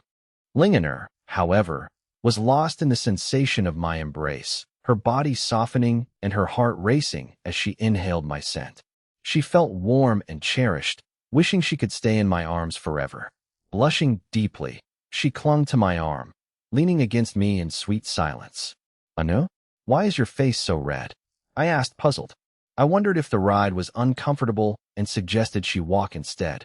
No, I want to stay right here, she muffled into my chest. What a blockhead, she thought with a mix of affection and annoyance. Like a kitten, she lazily refused to leave my warm embrace. You? I chuckled. I urged the group to pick up the pace to reach the capital by nightfall. With a shout of giddy up, they galloped forward. For hours later, at sunset, they entered the capital just before the gates closed. They checked into an elegant, quiet inn. I instructed Yang Mingwei to let the men rest before scouting grain prices and suppliers for the next day's purchases. After freshening up, I reiterated my orders. I needed massive quantities of grain for the populace and for my upcoming rice wine business. With the spring harvest underway, I expected prices to be favorable for bulk acquisition. Success in the capital was essential to stabilizing Haishi County. Yang Mingwei acknowledged the order. He dispatched experienced servants and warriors into the city with funds to gather intelligence. The capital's lack of a curfew made their reconnaissance much easier. Despite the night, the streets were bustling with activity. In their room, Lingener folded my clothes, stealing shy, sweet glances at me. She remained intoxicated by the memory of the ride. She cherished every moment of our physical closeness. Aner, shall we explore the city? I asked. She beamed with joy. Your old Zither is worn out, I noted. Let's buy you a better one in the capital. Let's go, I smiled. Aner was moved. I remembered her love for music. She looked at me with adoration. She felt incredibly lucky to have such a thoughtful master. In an empire where women held low status, she felt blessed to have met me. They walked out into the crowd, I holding her hand protectively. Master, I sometimes think I must be the luckiest person alive to have met you, she whispered. Lucky? I smiled. In my hometown, we say, meeting you has exhausted all my luck for this lifetime. I think that fits better. Aner blushed furiously, her ears turning bright red. She repeated my words softly, gripping my hand tighter. Is he flirting with me? Her heart hammered against her ribs. A burning, intense affection filled her chest. I, however, remained oblivious to the effect my words had on her. I simply thought the phrase perfectly captured the sentiment. My unintentional charm only made her fall deeper for me. To her, I was the most perfect man in the world. They walked together, a striking couple drawing envious glances from passers-by. Here we are. They arrived at Yuqing Pavilion, the capital's premier instrument shop, renowned for supplying the imperial court. Master, this place is too expensive. Let's go elsewhere, Aner urged nervously. She knew its reputation well. Yuqing Pavilion's instruments were top-tier, crafted from rare materials, and carried exorbitant price tags. Expensive? Since when does this prince lack money? I laughed, pulling her inside. Whatever you like, I will buy. The shop was elegant, filled with instruments displayed on red trays. A waiter approached, bowing respectfully. Welcome, distinguished guests. How may I assist you? The waiter recognized my noble air and prepared to serve them well. Aner, what kind of zither do you want? I asked. I knew she excelled at the pipa and wanted to find the perfect material for her. On the Four Directions continent, Music was a form of martial Tao, complex and profound. At its peak, music could influence emotions or even control the world, a power wielded only by great musicians. In the Four Directions continent, legendary martial artists have achieved enlightenment through the Zither. My eldest sister, Miss Ween, is a master of this, and I possess some knowledge of it as well. A nannywood Peepa, Lingener whispered timidly, her beautiful eyes scanning the surroundings with unease. Her Zither skills were taught by her mother, and the instrument was her only legacy. She knew of famous instruments, but had never stepped inside a shop to see them. She longed for a new Peepa of her own, but fearing to burden me, she kept this desire hidden. Nannywood. The attendants frowned, their obsequious smiles fading instantly. Nannywood is the lowest grade, typically used only by beginners from common households. Seeing the pair's impressive attire, the attendants suspected they were merely posturing, pretending to be wealthy. Doubts clouded their gazes as they looked at me and Lingener. Honored guest, Nannywood instruments have poor tactile feel and terrible acoustics. Besides, Yuqing Pavilion does not stock them. The attendant bowed with feigned respect, though I caught the flicker of mockery in his eyes. The implication was clear. Yuqing Pavilion dealt in higher-end goods. Oh, they don't have it? Never mind, young master. An doesn't need one. Other instruments must be too expensive. Lingener whispered, tugging at my sleeve. Having never used anything better than Nannywood, she couldn't even fathom the value of higher-quality instruments. She constantly worried about my expenses. Nearby guests sneered. Coming to Yuqing Pavilion for Nannywood? Just find a village carpenter. These bumpkins probably stole their clothes. Likely servants playing dress-up. They'll be skinned alive if their masters find out. Other patrons in the pavilion overheard and chuckled.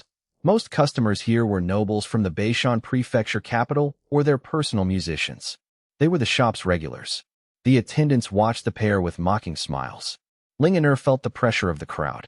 Despite her upbringing, she was from a humble background and instinctively wanted to pull me away. Young master, shall we buy it another day? She murmured, her eyes dimming. She blamed her own lack of status for bringing ridicule upon me. She loved the Zither, but her life had never allowed for such luxuries. She refused to let me be mocked further. I raised an eyebrow, glancing coldly at the attendant. You think you're qualified to laugh at my people? I asked calmly. Turning to the attendant, I commanded, since your shop lacks quality, bring me a sandalwood Peepa. My voice was icy, commanding absolute obedience. The attendants froze. Sandalwood was for court musicians. Raw sandalwood cost 10 gold coins per liang, and a finished instrument cost 20 per liang. A two-gene Peepa would cost at least 4,000 gold coins, excluding craftsmanship fees. It was a luxury item, even beyond the reach of many palace musicians. The attendants were stunned into silence. The shift from the cheapest wood to the most expensive shocked them. They rarely sold a sandalwood instrument in half a year. This man was a major client. Young master, sandalwood is too expensive, Lingener stammered. She had never dreamed of owning such a treasure. Expensive? It's barely acceptable. Since Yuqing Pavilion isn't as good as rumored, you'll have to make do with this for now. I patted her head, smiling. When has your young master ever gone back on his word? I promised you the best. The crowd stood frozen, reeling from my words. They were haggling over dozens of gold coins while I threw thousands around. They blushed, realizing their mockery had only made them look foolish. Just then, a young man in fine robes sneered, "Big talk. A sandalwood Peepa costs over 5,000 gold. Can he even afford it?" The crowd turned to see a local noble, holding a fan and wearing a black robe with jade pendants. He looked at me with mocking, gloomy eyes, speaking loudly to ensure everyone heard. His companions stood by, and the other guests quickly looked away, fearing trouble. I frowned at the youth. Lingener tugged my sleeve, begging me not to escalate. I ignored the man, treating his words like the barking of a dog. I turned to the attendant, my voice cold. Well, are you going to fetch it, or does Yuqing Pavilion not even carry sandalwood? My tone was filled with the authority of a superior. The attendants scrambled to obey. Yes, yes. Right away, honored guest. They hurried inside, returning shortly with the manager. 1,000 apologies, honored guest. We only have one sandalwood Peepa left in stock. The manager bowed low, presenting a wooden box. I gestured for him to open it. A light brown, beautifully curved pipa with taut strings was revealed. It was a masterpiece of craftsmanship. I nodded. This is our finest piece, tuned by a court musician, the manager boasted. He continued to praise the instrument's quality. I handed it to Lingener. Try it. If it doesn't suit you, we'll find another. Thank you, young master. Lingener took it like a treasure. She plucked a string, and the sound was crisp and clear. Her demeanor shifted, becoming gentle and captivating. The crowd watched, mesmerized by her natural grace and the warmth of the sound. The music was evocative and emotional. The audience was stunned. Her skill was clearly of a master's level. Only the black-robed youth remained unmoved by the music, his eyes fixed on Lingener's face. Greed flickered in his gaze. He was shocked to find such a gentle, beautiful woman here, and he found her increasingly alluring. I must have her, he thought, his hand clenching into a fist, his desire turning into a dark, possessive obsession. Like it? I asked warmly. Lingener nodded, smiling. Young master, I love this lute. Then it's yours. I laughed. Really? You're the best. Lingener blushed, clutching the lute to her chest, gazing at me with adoration. This was the first instrument I'd gifted her. The shopkeeper beamed, delighted by the lucrative sale. Suddenly, a young man in black robes stepped forward. Wait. Everyone turned. The shopkeeper froze, and I frowned. I want this lute. I'll pay double the price. The man sneered at me before leering at Lingener. She felt uncomfortable and hid behind me. My eyes turned cold. This man was clearly looking for trouble. My maid chose this first, I said calmly. You look like a man of status. Why bully a woman? A man of status? You aren't worthy to be my brother. The man scoffed. In business, the highest bidder wins. That's the rule of Yuching Pavilion. He certainly had a big mouth. I just smiled unfazed. I tried to be polite, but you insist on being a fool. Don't believe me? The man mocked. He turned to the shopkeeper. Am I right? The shopkeeper looked apologetically at me. Young Master Lu is correct. That is our policy, the shopkeeper sighed. I realized the situation immediately. This man must have significant backing in the Beishan Prefecture capital for the shopkeeper to risk offending a customer. Young master, let's just leave it, Lingener whispered, worried about causing trouble. I pinched her nose gently. Don't worry, I'm just playing with him. Playing? Don't embarrass yourself. Give it up, the man in black sneered. What do you have to compete with me? Money? Power? Seeing my intimacy with the girl, the man burned with jealousy. He fantasized about taking the girl for himself. He decided to win the lute and gift it to her in front of me to prove his superiority. He wanted to steal her away. I scoffed. The Su prince's mansion was wealthier than the entire empire. As for power, Su Long commanded the empire's strongest legions, and the Black Jade cavalry were legendary. Even the first prince wouldn't dare challenge me on wealth or power. But true nobility is humble, unlike this arrogant Lu. I realized this must be the prominent Lu family of Beishan. Shopkeeper, what is the price? 5,000 gold coins, the shopkeeper replied, sweating. Double that is 10,000, I noted. I'll pay 20,000, I declared. The crowd gasped. I had instantly doubled the price, crushing the competition. The amount was astronomical compared to their usual purchases. 20,000, young Master Lu shouted. Can you even pay? Don't lie to me. Lie. I pulled out 2 10,000 gold notes. Giving up? Then it's mine. Lingener was moved. She knew I needed funds for Blackstone County, yet I spent this much for her. To me, protecting my own was non-negotiable. If anyone threatened my people, I would break their claws.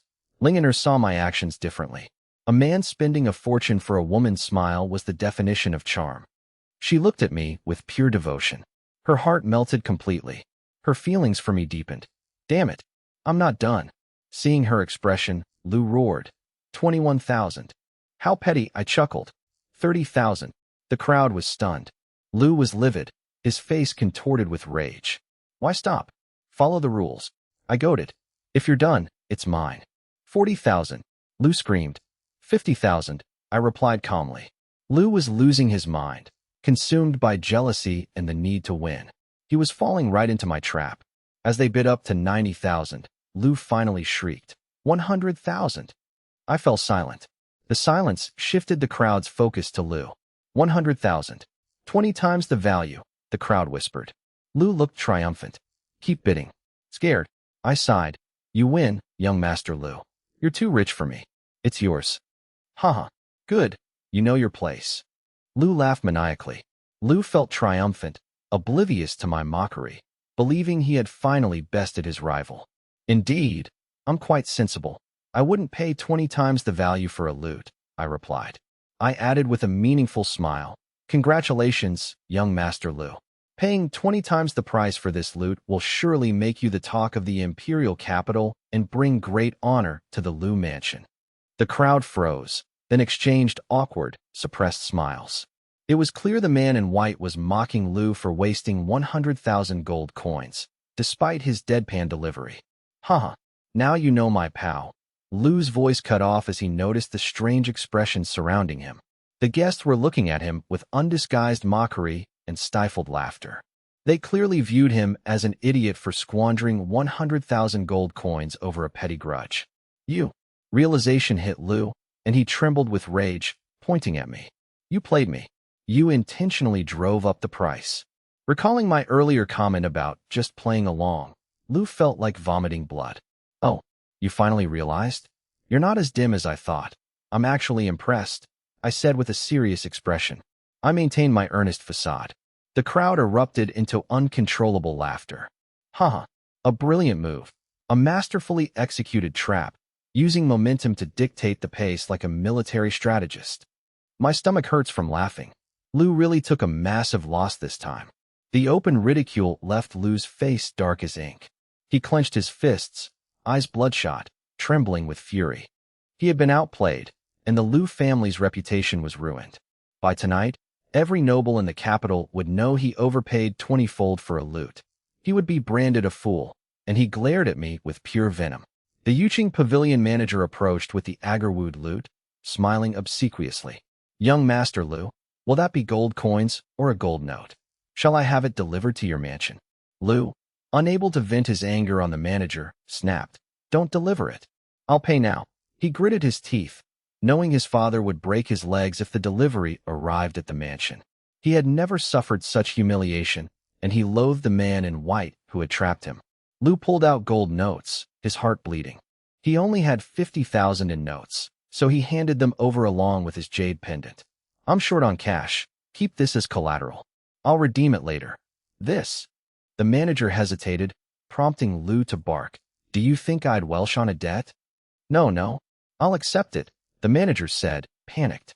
He sighed internally, deciding it was better to swallow the loss than offend the powerful Lu family. The manager sighed. Lu grabbed the box, glaring at me with intense hatred.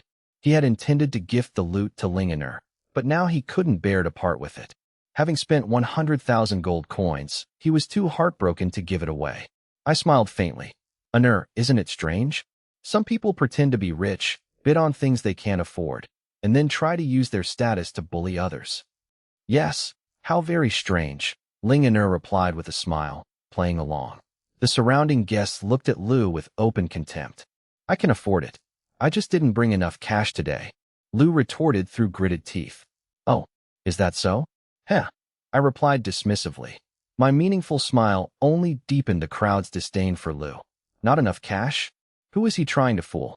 Just admit you're welshing. That's Lu for you. Famous for stiffing people on big payments. Typical behavior from the Lu mansion. The guests whispered, shaking their heads in disgust. They couldn't touch the Lu family, but they could certainly despise them. They realized I was a stranger who had successfully played a local tyrant. Seeing a Lu scion outwitted by an outsider was cause for silent celebration. Unable to bear the mockery, Lu slammed the wooden box onto the floor. You bastard. What right do you have to say I'm broke? Oh, smashing a 100,000 gold coin loot? How generous. I chuckled. Lu's face twitched as he realized the value of what he'd just thrown. Panicking, he scrambled to pick up the box, checking for damage. Fortunately, the loot remained intact. Lingener, sensing the tension, tugged my sleeve. Young master, shall we go? Not yet. I haven't bought a loot, I replied. Still want one? I have the last Agarwood loot. I might sell it to you for 120,000 gold coins, Lu sneered.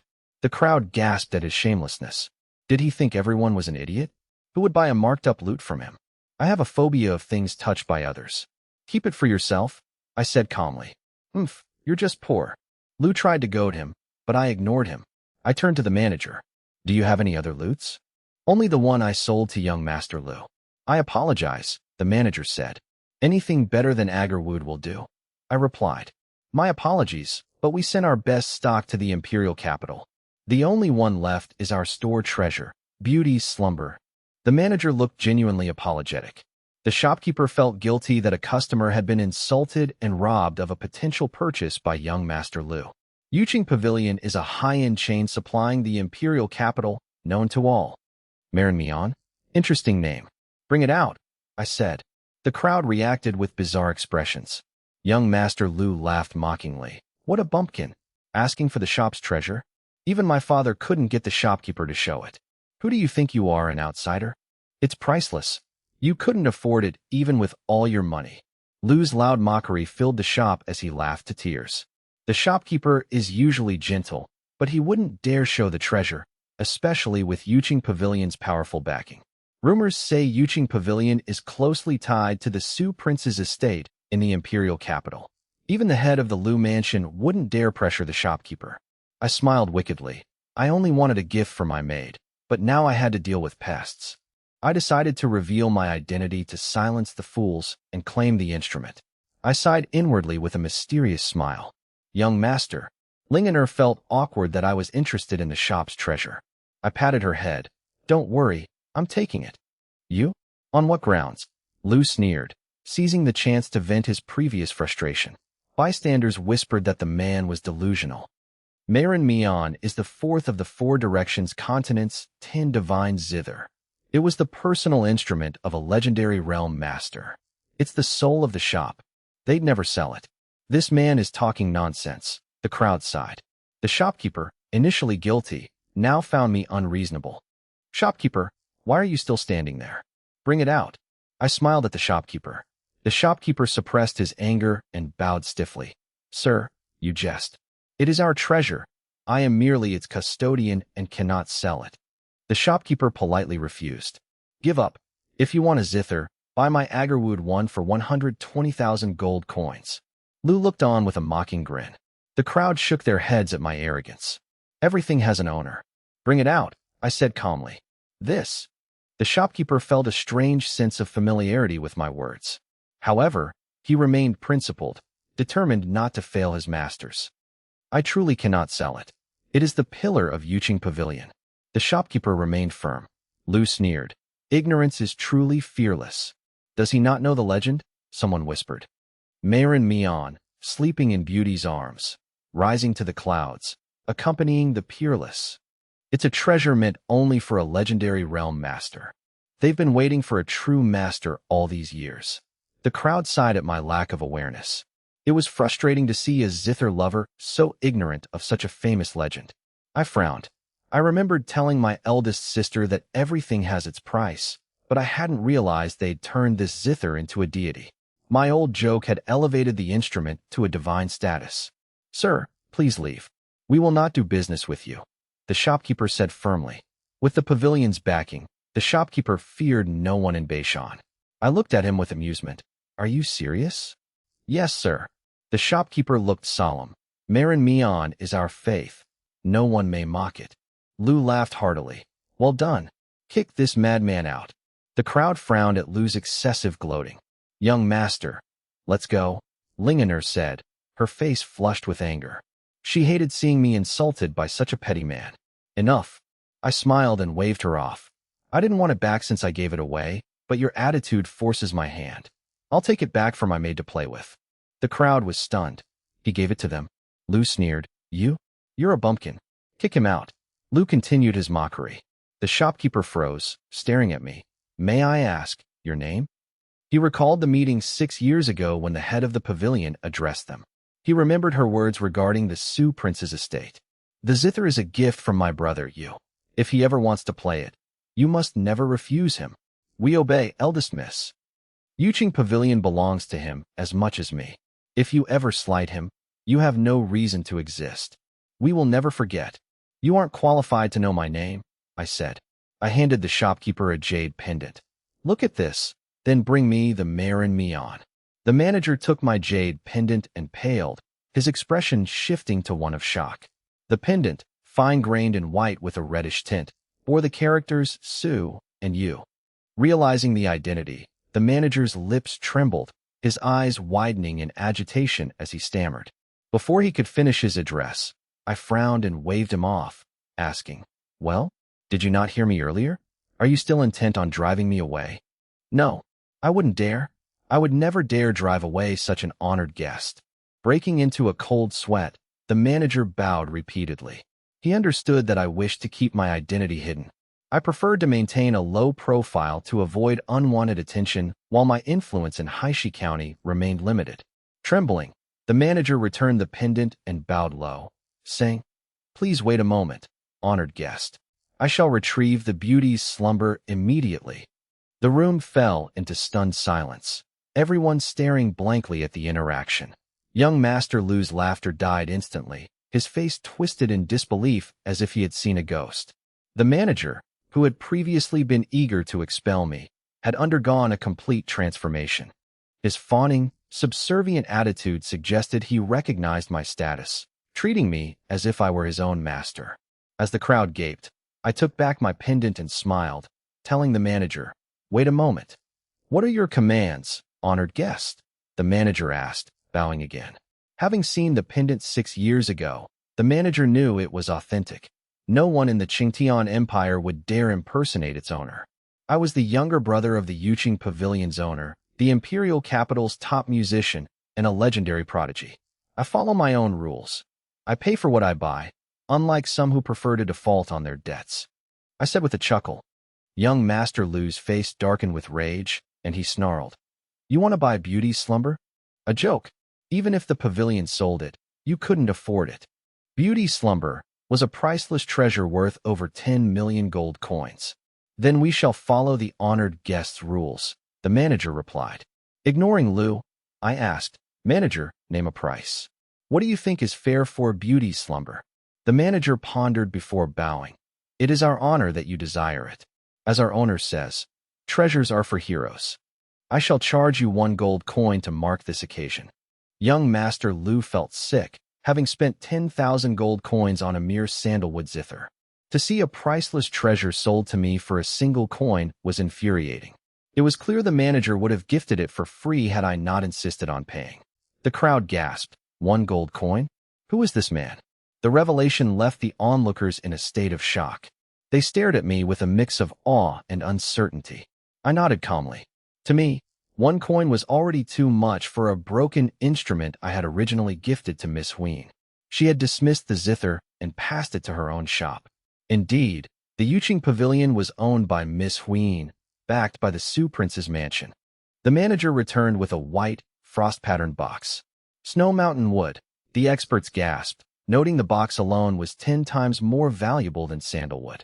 Young Master Lu stood rigid, consumed by jealousy and resentment as he heard the crowd's murmurs. He glared at me, his eyes reddening with envy. The manager presented the box, and I opened it for all to see. Inside lay a small, elegant white pipa, wreathed in a faint white mist. The manager proudly explained its construction: Millennium Snow Mountain wood, tendons from various legendary realm dragons, and 5,000-year-old vine strings. He spoke with pride, highlighting why it was one of the 10 great divine zither. The materials alone were world-class rarities. The crowd was stunned. A small piece of such wood had once sold for 3 million gold coins. The strings were made from legendary realm beasts. The vine was even rarer than the dragon tendons. It was truly a divine instrument. The guests watched with intense envy. Every musician dreamed of possessing such a treasure. Its sound is soft yet profound, the manager noted. A skilled player can disrupt the divine soul of a Ranshan realm martial artist. I smiled and handed the box to Ling Anur. "Anur, do you like it?" Ling Anur's eyes widened, her face flushed with hesitation. She feared she wasn't worthy of such a treasure. "Valuable," I teased. "If you don't like it, I'll smash it to save the world from this annoying piece of junk." I raised the box as if to drop it. The crowd panicked, terrified that such a treasure might be destroyed. "What a waste," someone cried out, torn between jealousy and heartbreak. "No, young master, don't. I want it." Lingener cried, jumping to reach the box. She was frantic, her nose beaded with sweat. She would regret it forever if the instrument were destroyed. It was the first instrument I had ever given her, holding immense significance. She would cherish it above all else. Haha, I was joking. I laughed, placing the box in her arms. It's yours. The onlookers breathed a collective sigh of relief. They were baffled by my behavior, calling a divine treasure junk, while clearly knowing its true worth. I didn't seem to be using the gift for ulterior motives, as my gaze toward her remained pure. They labeled me as an eccentric, free-spirited soul. My actions remained entirely unpredictable. Young master, you are too kind, Lingener whispered, clutching the box. The faint chill of the wood contrasted with the warmth melting her heart. Tears welled in her eyes as she gazed at me. I was the best man she had ever known, treating her with unmatched care and respect. Recalling my words about her being my greatest fortune, she wept with joy and devotion. Oh, why are you crying? I wiped Lingener's tears with a handkerchief, teasing her. You shouldn't be crying over the beauty's slumber. You look much prettier when you smile. My gentle, magnetic voice captivated Lingener, making her unwilling to ever leave my side. She wished to remain lost in my tenderness forever. I'm not crying, she insisted, pouting. I asked, don't you want to test the instrument? I can find you a better one if you don't like this. I stroked her hair, enjoying its softness and fragrance. No, I won't test it. From now on, I will only play for you, young master.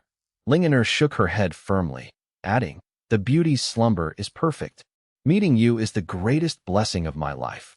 Lingener beamed through her lingering tears, her face filled with deep attachment to me. As long as I was pleased, she would gladly smile for me for the rest of her life.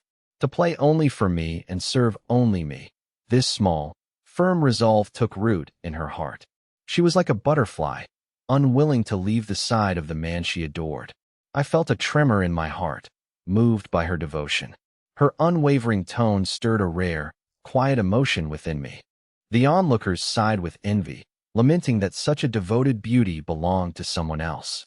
Young Master Lu trembled with rage, consumed by jealousy that I possessed both the beauty and the legendary instrument. His hatred burned, his fists clenched tight, and his teeth ground together in silent fury. He glared at me with intense, venomous resentment. The intimate atmosphere between me and Lingener drew widespread envy. They were jealous that a mere servant girl had found such an exceptional master. I had gifted her the priceless beauty's slumber with effortless indifference. Many wished they could be in her position, though I remained oblivious to their thoughts. Only the manager knew the Zither was a war trophy taken from the Orc Empire, gifted to me by northern frontier generals. As the son of the god of war Su, I was constantly showered with gifts from subordinates. They all sought to curry favor with the heir to the Su prince's estate. Ahem. The manager cleared his throat, and I smiled. Don't worry, I won't underpay you, I said, tossing a single gold coin to the manager. The crowd twitched in disbelief. I had only paid 1 coin. You misunderstand, sir. I only wished to invite you for a meal, the manager said respectfully. He accepted the coin with deep reverence. Receiving a reward directly from me was considered a lifelong honor. To the manager, the coin was a token of favor, not payment for the priceless instrument. I have other business in the capital. We shall dine another time, I declined. I waved my hand dismissively. Given the unstable situation in the imperial capital, I wanted to avoid drawing attention to myself and worrying Miss Ween. As you wish, sir, the manager replied, looking disappointed. The crowd was stunned by the interaction. The fact that the manager treated me with such deference proved the young man in white was no ordinary person. While the rational guests realized my high status, one person had lost all sense of reason. Young Master Lu was on the verge of a breakdown. He was the one who had lost his composure. Taking advantage of the conversation, he had secretly crushed a signal token. Just as I declined the invitation, bang! The doors were kicked open as a squad of city guards in green armor stormed in. The manager shouted, "How dare you barge into Yuqing Pavilion?" Ignoring the manager, the guards drew their weapons and surrounded me. Cold blades flashed in the light. The guards looked at me with murderous intent and cruel grins. Young master, Lingener clung to me in terror. I frowned. puzzled by the sudden aggression. I wondered if the first prince's men were acting prematurely, though it seemed reckless to strike in the capital. I was also confused why they would send such weak Beauty Realm soldiers to kill me. Young Master Lu's arrogant voice cut through the air. The capital is under lockdown. All outsiders must register. It was Lu. You mongrel. You have no registration or guarantor. I suspect you are linked to the rebels from last month. Lu sneered, looking at me with malicious intent. He planned to frame me, seize the Zither, and steal the beauty. He wanted to show me that he ruled this city and that everyone was his prey. The onlookers watched with disdain, recognizing Lu's petty, underhanded tactics. He was using his power to bully an outsider after losing a face-saving dispute. My eyes turned cold. I had tolerated Lu enough. My gaze became icy, chilling the very souls of those who looked at me. Shaken, Lu shouted in a fit of rage. What are you waiting for? Arrest this rebel. The guards prepared to strike. You dare. The manager roared, pointing at the guards. How dare you harm this noble guest? I personally guarantee he is no rebel. It was obvious to everyone that my noble bearing was not that of a common rebel. Lu laughed coldly. I say he is a rebel, so he is. Your guarantee means nothing. Seize him. The guards stepped forward, blades leveled at my vitals. You have no right, the manager shouted, desperate.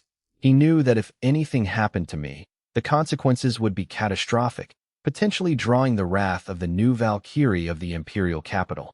No right. My father is the county governor. In this city, I take whomever I please.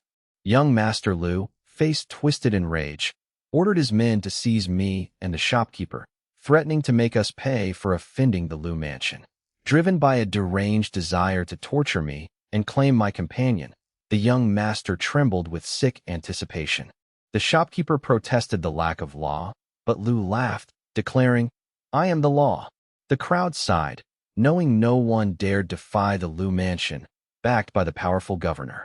The city guards, accustomed to taking bribes from Lu to harass innocent people, grinned and prepared to attack. Ignoring the morality of their actions, they shouted, Seize the thief, and charged. As the guards closed in with shackles, I remained coldly silent. With a calm step forward, I unleashed my power. My Ranshan realm internal force surged, creating a terrifying shockwave that swept across the room. The guards vomited blood as they were sent flying. The Beauty Realm guards felt as if struck by a giant hammer, their bones shattering instantly. They collapsed, pale and gasping for air. Half the guards fell unconscious. My single step had proven devastatingly powerful. Terrified, young Master Lu backed away, shocked that I possessed martial arts skills. I calmly replied, I have always known martial arts. My cold, murderous gaze made Lu feel as if he were trapped in an ice cave. The onlookers gasped in shock at the display of power.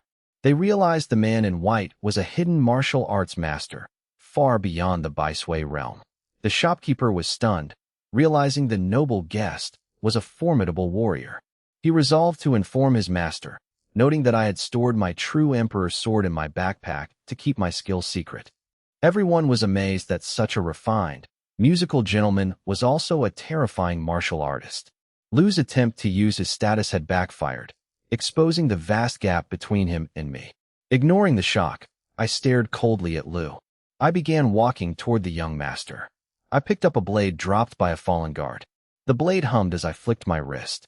Lu screamed, What are you doing? Trembling, Lu invoked his father, the governor, to threaten me. I replied coldly, I know you have a good father.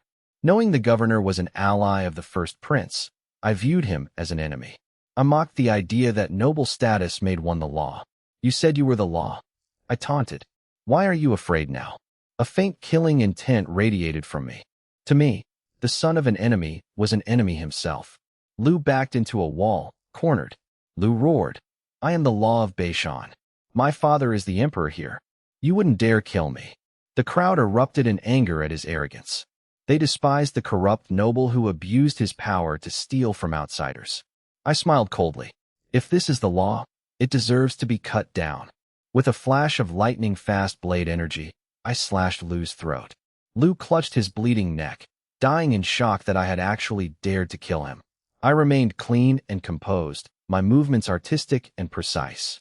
I had killed the pest to avoid further annoyance. Lu collapsed into a pool of blood, his face frozen in regret and despair. There was no remedy for his fatal arrogance. The room fell into stunned silence.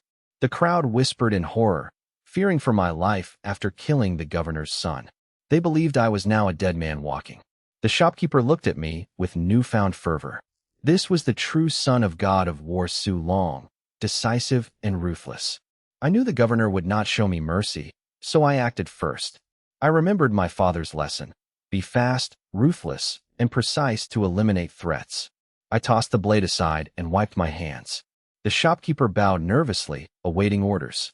I ordered him to deliver the body and the instrument to the Lu mansion, telling the governor that I was in Beishan and that choosing the wrong side had a heavy price. I spoke with calm indifference. I feared neither the first prince nor his lackeys. If pushed, I would take the entire county.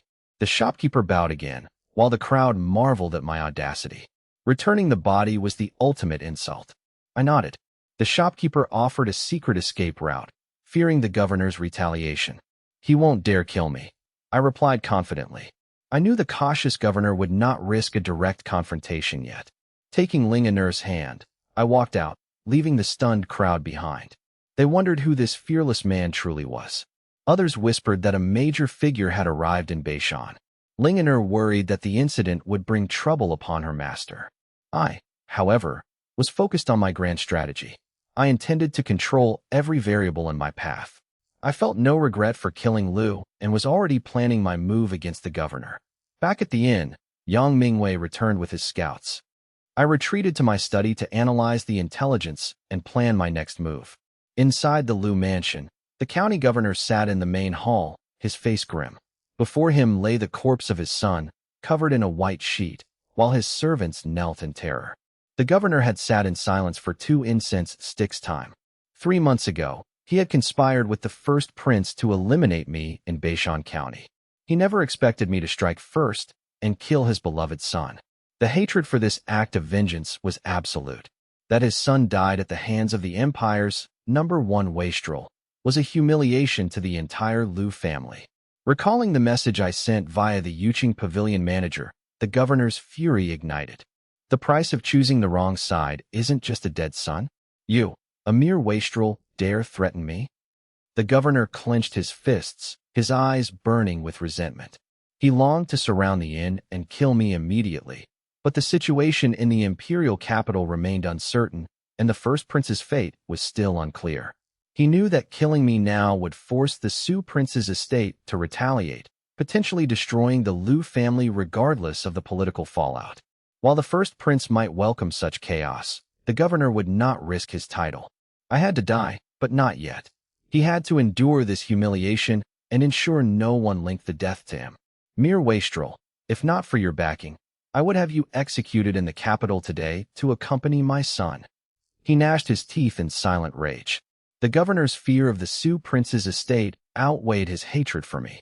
He decided to wait for an opportunity. Someone come here. He spoke with a hoarse voice. Bring me paper and brush.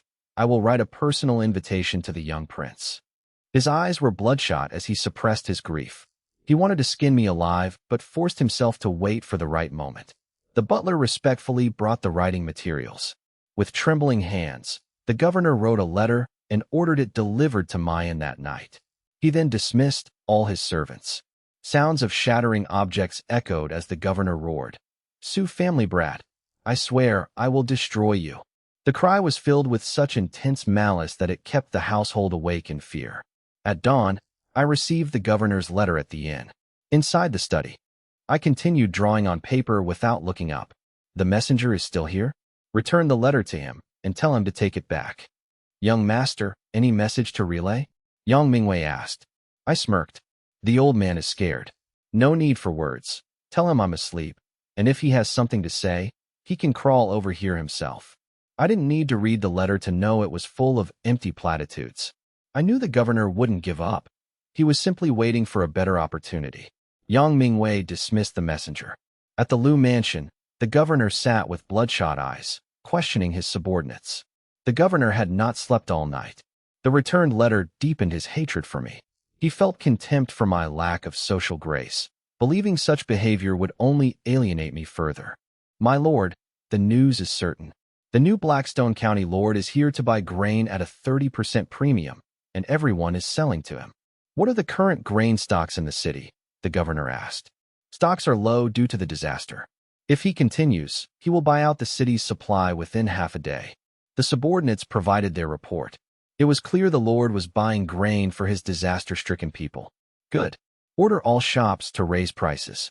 Open the official granaries and sell the grain to that Sue Brat at exorbitant rates. I want to see how many gold coins he has, the governor snarled. But my lord, if another disaster strikes, we will have no reserves left. A subordinate warned. The subordinate offered a cautious reminder. Do you think I'm a fool? The disaster season is over. It won't happen again. The governor sneered. Sell to him.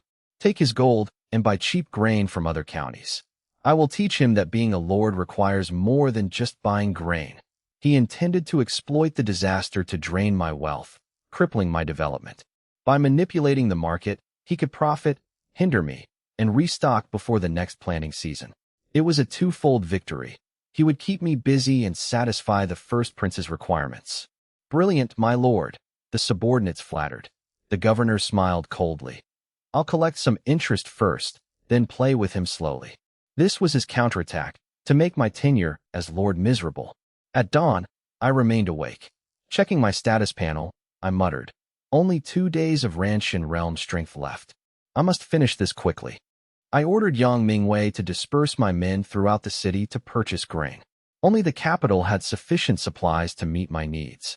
Yang Mingwei also delivered invitations to all grain merchants for a meeting at the inn. The merchants agreed to attend that afternoon. However, the governor's secret letter arrived shortly after, ordering them to inflate prices and fleece me. Unaware of my true status, the merchants complied. They planned to profit from the fat sheep and restock later, seeing it as an easy way to make money. Merchants were inherently profit-driven and couldn't resist such an opportunity. By noon, my men had already bought up the available grain in the capital. The price of new rice ranged from 20 to 30 silver coins per load. In one morning, I spent over 6,000 gold coins to acquire 30,000 dan of grain. I ordered Yang Mingwei to use large carriages to transport the grain back to Haishi County.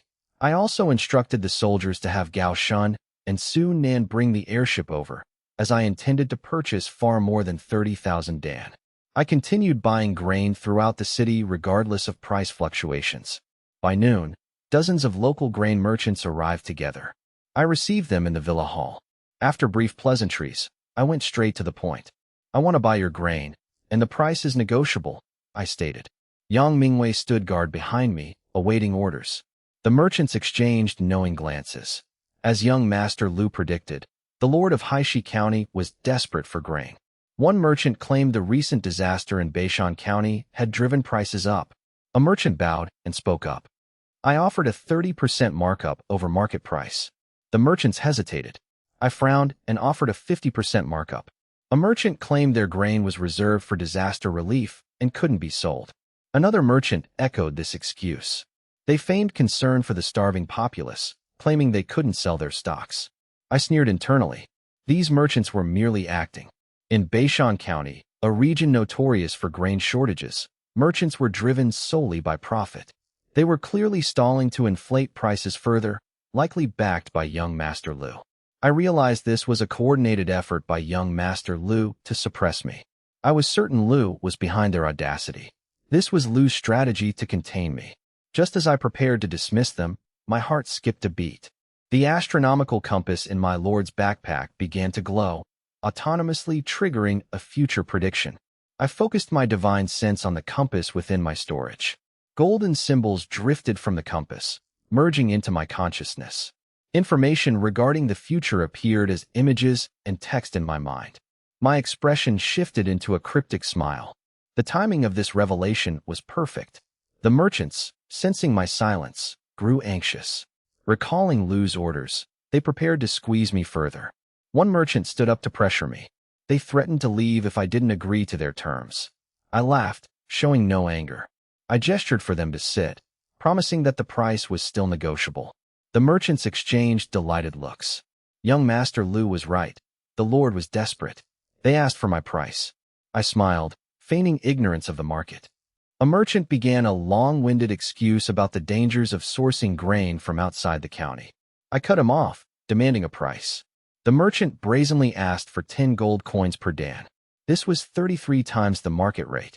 I silently observed the greedy merchants. A merchant insisted that disaster-stricken grain was worth its weight in gold. I countered, noting that even with the disaster, the price had only been 10 silver coins per dan, and I had bought some for 30 silver that morning. Their demand was an outrageous attempt to extort me. The merchants remained silent.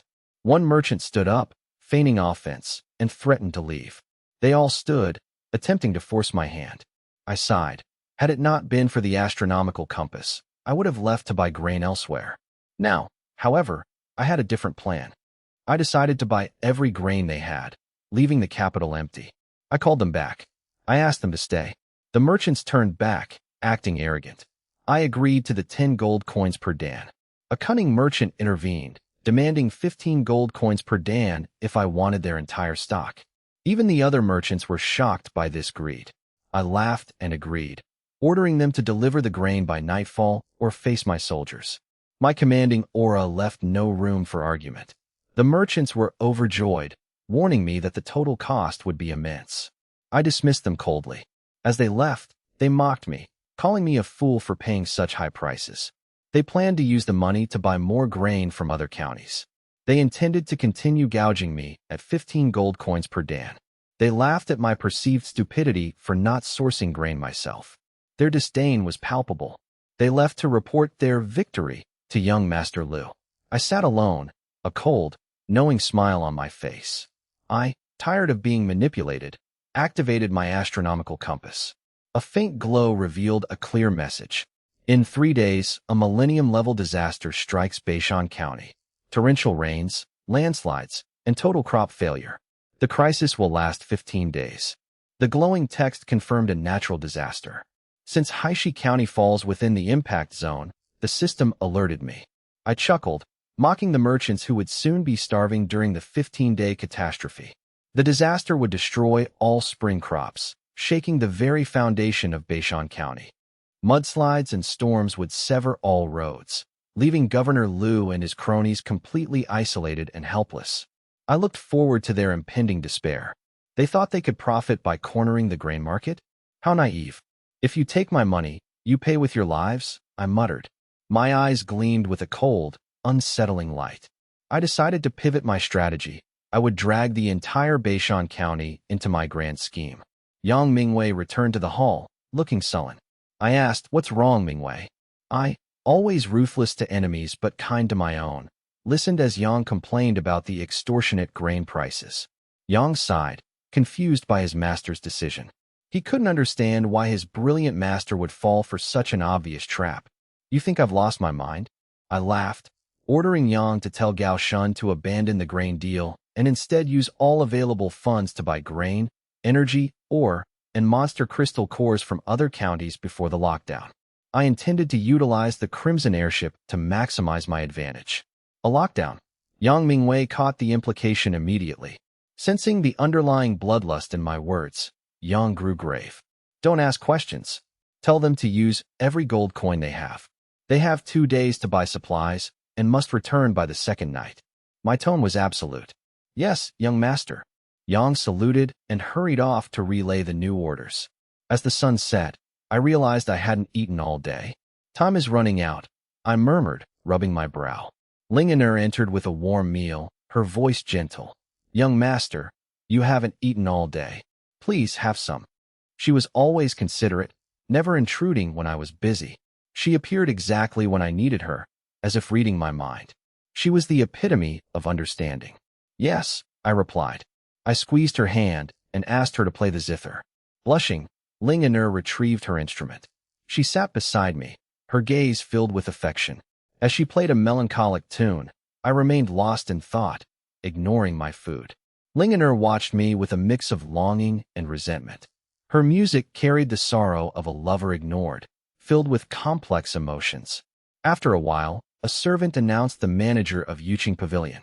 I nodded, allowing him entry. Lingener quietly excused herself. I nodded, and the maids cleared the untouched food as she left. The manager was ushered in. I waved the servants away and smiled. What brings you here instead of tending to your business? The manager bowed deeply. Greetings, little prince. The man was clever, timing his visit perfectly to avoid interrupting my work. You are a co-owner of Yuqing Pavilion. I must pay my respects. The manager stood respectfully. My influence was enough to shake the entire Qingtian Empire. Skip the formalities. Speak your mind. I sighed. I preferred to keep my distance from the pavilion to avoid imperial scrutiny. I didn't want my sisters worrying about my affairs. I heard you were buying grain. I have some personal funds I wish to offer you. The manager spoke plainly. I laughed. Are you giving me your retirement savings? My lighthearted tone eased the manager's tension. The manager explained he had surplus funds and the annual profits from the Beishan branch that hadn't been sent to the capital yet. I cannot take money from the pavilion. I refused, unwilling to spend my sister's wealth. The manager knelt, desperate. If you refuse, I cannot answer to the head owner. She would be furious if she knew I stood by while you were in need. Please, for my 10 years of service, accept this. I sighed, resigned. Fine. How much? About 5 million gold coins, mostly in gold notes. The manager beamed. 5 million in profit from just one branch showed the immense wealth of Miss Ween. I shook my head. Very well, I accept. The manager kowtowed in relief. The manager knew that few were worthy of gifting me anything. Don't call me little prince anymore. Call me young master, I said. The manager was stunned, then overjoyed. He kowtowed repeatedly. Thank you, young master. 7 years ago, a servant who successfully pleased me was promoted to deputy steward of the Sioux prince's estate. 5 years ago, a frontier soldier guarding me was similarly favored and promoted. That soldier is now a Vanguard general. In the Sioux prince's estate, being called young master by me is a sign of being part of my inner circle. The Yuqing Pavilion manager was ecstatic, realizing his status had been elevated to my trusted inner circle. He had only intended to offer funds to the young master, but his accidental success in earning my favor left him overwhelmed. I told the trembling manager to sit, prompting the man to nervously address me as young master instead of my formal title. The manager sat on the edge of his chair, too intimidated to fully relax. He offered to send 100,000 pickles of fresh grain from Yuqing Pavilion to Haishi County. The manager immediately began pledging resources to his new master. He felt like a true confidant and believed his loyalty to me would be supported by the pavilion's owner. It was no secret that the pavilion owner doted on me. She would likely be pleased to see her servant serving me. I declined, telling him to keep the grain for emergencies. I then asked about the pavilion's security forces. The manager confirmed they had 2,000 guards trained to the standards of the Black Jade Cavalry Reserve. The manager answered with complete transparency. These guards were necessary to protect the pavilion's vast wealth and maintain order. I instructed him to keep them well trained, as I might need them later. I sighed, my eyes flickering with intent. Lacking sufficient troops, I was meticulously planning every move to avoid failure. The manager pledged his life to me. After further discussion, the manager left, leaving behind 30 chests of gold and massive gold notes. I summoned my aide. Yang Mingwei entered, having just finished relaying orders to Haishi County. I ordered him to take the funds to Haishi County to accelerate grain procurement. I handed Yang 2 million in gold notes, urging him to hurry. Yang accepted the mission. Yang departed on a fast horse, determined to reach Haishi County before Gaoshun departed. By evening, several grain merchants arrived with massive quantities of grain. Hundreds of carts stretched across several streets. The profit incentive had driven the merchants into a frenzy. They had clearly emptied their entire inventory. I calmly ordered my servants to inventory the haul. The merchants boasted that they had even emptied the official granaries with the governor's help to satisfy my demand. I sneered inwardly, knowing the governor was colluding with them. I then asked if they had any old grain. The merchants were confused. They had already mixed moldy, spoiled grain into the shipments to maximize profit. I offered to buy the moldy grain at the same price of 1 gold coin per pickle. I intended to leave the governor with absolutely no reserves. The merchants were overjoyed, rushing to deliver the rest of their spoiled stock. They viewed me as a complete fool. They didn't notice the mocking smile on my face as they celebrated their easy profit. My servants and the merchants' laborers worked until midnight to store the grain. I rented additional properties and stationed Blackstone County warriors to guard them. I spent over 1 million gold coins for 800,000 pickles for 1,000 tons of grain. I was satisfied. This haul likely represented the entire grain supply of the Beishan Prefecture capital. The merchants, clutching their gold, offered to fetch more. They were delighted with their illicit gains. They mocked me as a simpleton, despite the fortune I had just handed them. I told them I would stay one more day and urged them to bring any remaining grain before I left. I spoke with hidden meaning. The merchants promised to scour the surrounding counties for more.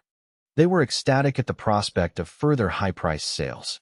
They believed they had found a once-in-a-lifetime mark. I dismissed them and retreated inside. The next morning, at the Liu mansion, a servant rushed to the governor's bedroom with good news. The governor, mourning his son and preoccupied with his concubine, was furious at the interruption.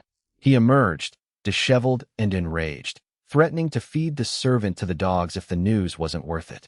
The servant trembled. He reported that the merchants had sold all their grain to me for over 1 million gold coins and had brought half as a bribe for the governor. The governor was stunned, asking for confirmation. The servant confirmed even the moldy grain was sold. The servant regretted interrupting the governor's mourning. The governor burst into manic laughter. He mocked me as an arrogant, incompetent fool for wasting 1 million gold on grain, convinced the Sioux prince's estate was doomed. Governor Liu was thrilled by the grain merchant's bribes, but my reckless spending brought him even greater delight. The governor felt exceptionally invigorated.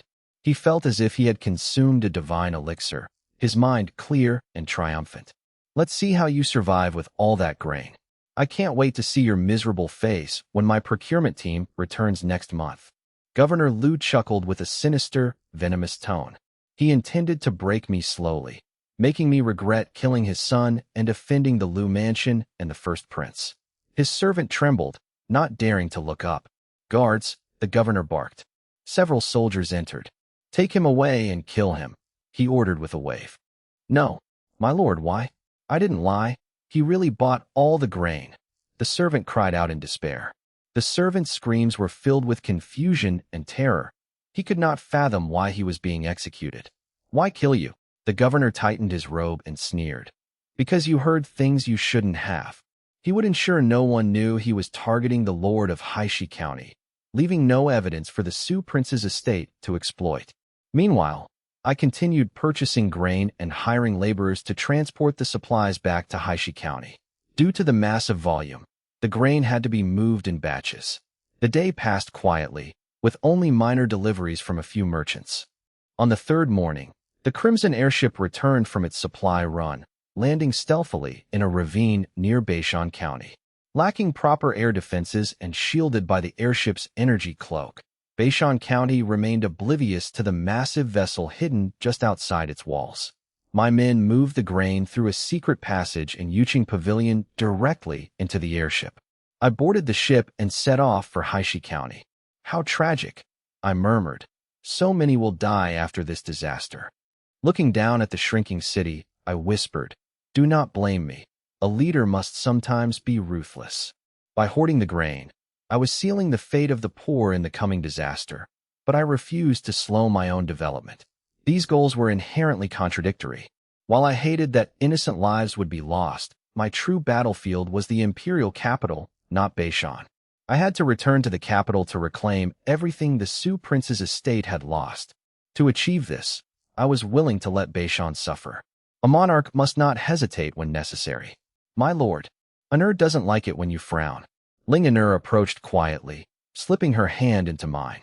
She gazed at my handsome face, her heart aching at my furrowed brows. Anur, am I a cruel person? I asked, my eyes distant and conflicted.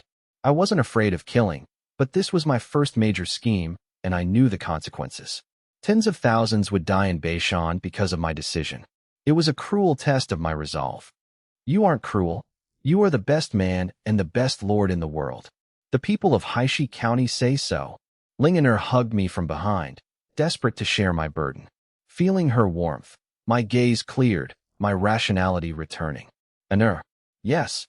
Remember, in this world, everyone is called a villain by some and a hero by others. Why, my lord? Because of perspective, I replied calmly. I had made my peace. I would not regret my choices if they protected those I loved. I would gladly play the villain if it meant securing a peaceful life for my loved ones. Anur. Yes, my lord. You're very soft. Ah.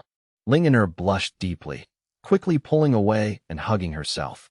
Her face burning, she murmured, My lord, how could you? Huh. I laughed, flicked her nose, and led her into the cabin. Come, play a song for me. Yes. Linganur felt sweet inside, still savoring the feeling of holding me. My back had felt so warm and intense. Upon returning to Haishi County, Su Bo and the villagers eagerly helped unload the grain into the storehouses. The farmers worked tirelessly, without complaint. They helped voluntarily, knowing their lord had secured this grain for their benefit. Hear me. From today, no one in Haishi County shall go hungry. Everyone helping today will receive 10 silver coins and a sack of grain. Su Bo announced. The farmers cheered in delight. System, congratulations, you have gained 1 public support degree and 1,000 public support energy. I had implemented over 10 welfare policies recently to help the county recover. Yet, it had taken days of accumulated effort to gain even 1 point of public support, leaving me frustrated. Public support was increasingly difficult to raise. Gao Shun, a heavy rain is coming tomorrow.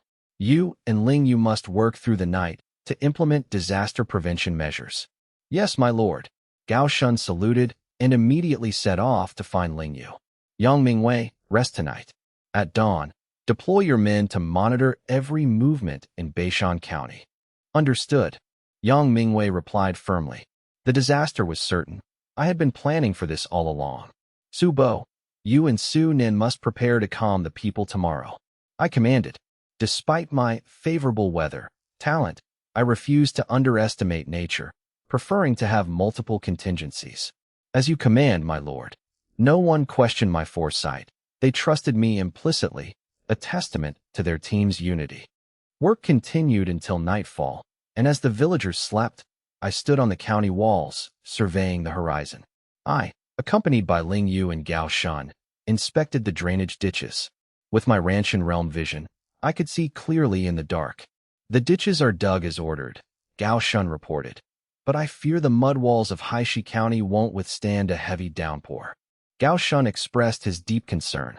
Haishi County's original walls were long destroyed, leaving only makeshift earthen barriers built by the residents. It's fine. We'll rebuild after the disaster. I replied dismissively. I was confident that Haishi County would only be lightly affected, not the epicenter of the disaster. My lord talent, favorable weather, was specifically designed to mitigate such calamities. It's nearly midnight, young master, Ling Yu whispered. Please rest. We will keep watch. I remained silent, staring into the pitch-black horizon. Suddenly, the system chimed. Burning God pill effect faded. Host has returned to base strength. My internal force and heightened senses vanished. 7 days had passed, and my strength reverted to the peak of the Mingji realm. It's coming, I muttered. As I spoke, a flash of lightning illuminated the sky, followed by a sudden downpour. The rain intensified into a violent storm, accompanied by howling winds. It's really raining. Please take shelter, Ling Yu urged, ordering soldiers to bring umbrellas. Gao Shun suddenly pointed into the distance. I looked out. In the lightning's glare, I saw the storm raging much more fiercely 1,000 meters away. Thunder shook the earth, striking trees and setting them ablaze before the rain extinguished them, leaving charred trunks. A massive tree was snapped in half by the wind, crashing down. The scene beyond the 1,000-meter mark was apocalyptic. Yet, within 1,000 meters of Haishi County, the rain remained mild and no disaster occurred. The favorable weather talent is working, I thought with a smile. Lightning danced across the sky as Ling Yu held an umbrella over me. Startled by the thunder, residents of Haishi County woke up, panicking as they stepped outside. The heavens are angry. After the spring drought, now a storm. I hope this doesn't lead to catastrophe. Heaven preserve us. People prayed in fear. I ordered, proceed with the plan. Ling Yu handed the umbrella to Gao Shun and led the soldiers into the streets. Do not panic. Stay indoors and secure your grain. The Lord is personally overseeing the situation. You will be safe. Do not panic. Stay indoors and secure your grain. The Lord is personally overseeing the situation. You will be safe. Soldiers shouted these reassurances as they patrolled the streets. Rain soaked their armor, but their expressions remained resolute. Assign 10-man squads to every street. Patrol, guard against troublemakers, and keep calling out for the next hour. Ling Yu commanded, remember the Lord's words. The people are our parents. Help them as you would your own family, but do not harass them. Violators will be executed. Understood. The soldiers dispersed into the streets, their voices echoing. When a squad found water pooling at a doorway in the east, they dropped their weapons and began bailing out the water with basins. Faster. Check other houses. The third squad clearly didn't dig the ditches properly today. A captain roared, knee-deep in mud. The captain continued to scoop water, his legs buried in the mire. The wind howled and thunder roared. The freezing rain turned the soldiers' skin pale, the cold biting into their very souls. Even the residents felt the chill, yet the soldiers remained vigilant, patrolling despite the lack of immediate danger in some areas. Per Ling Yu's orders, they were to stand guard throughout the night. Brother, let me help move your grain. You go inside and rest. A soldier helped a farmer move his supplies, earning a grateful bow. Never before had soldiers treated the common folk with such kindness. It was unique to the Lord's men. Don't thank me. The Lord says you are our brothers. The captain laughed, shouting to his men, hurry up. Others need help. Yes, the soldiers roared. Good men. The Lord is a good man. An elderly man watched with teary eyes, voicing the collective sentiment of the county. A soldier gently helped the old man inside to avoid the cold. The residents felt deeply moved and secure. This was the people's army the Lord spoke of. I had strictly forbidden bullying, rewarding those who helped the people. His generals had integrated these commands into the military code, drilling them daily. I was forging an army of benevolence, destined to win the hearts of the people. Soon, Su Bo arrived with thousands of servants carrying charcoal and thick quilts. By the Lord's order, here is charcoal and cloth for warmth. Open your doors. Su Bo and the servants shouted as they distributed the supplies.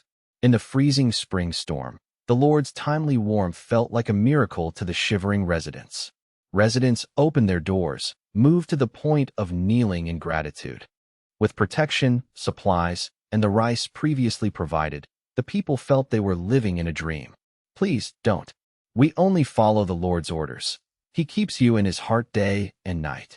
The servants helped the people up. Look, a servant boasted. The Lord hasn't slept, worrying about you all.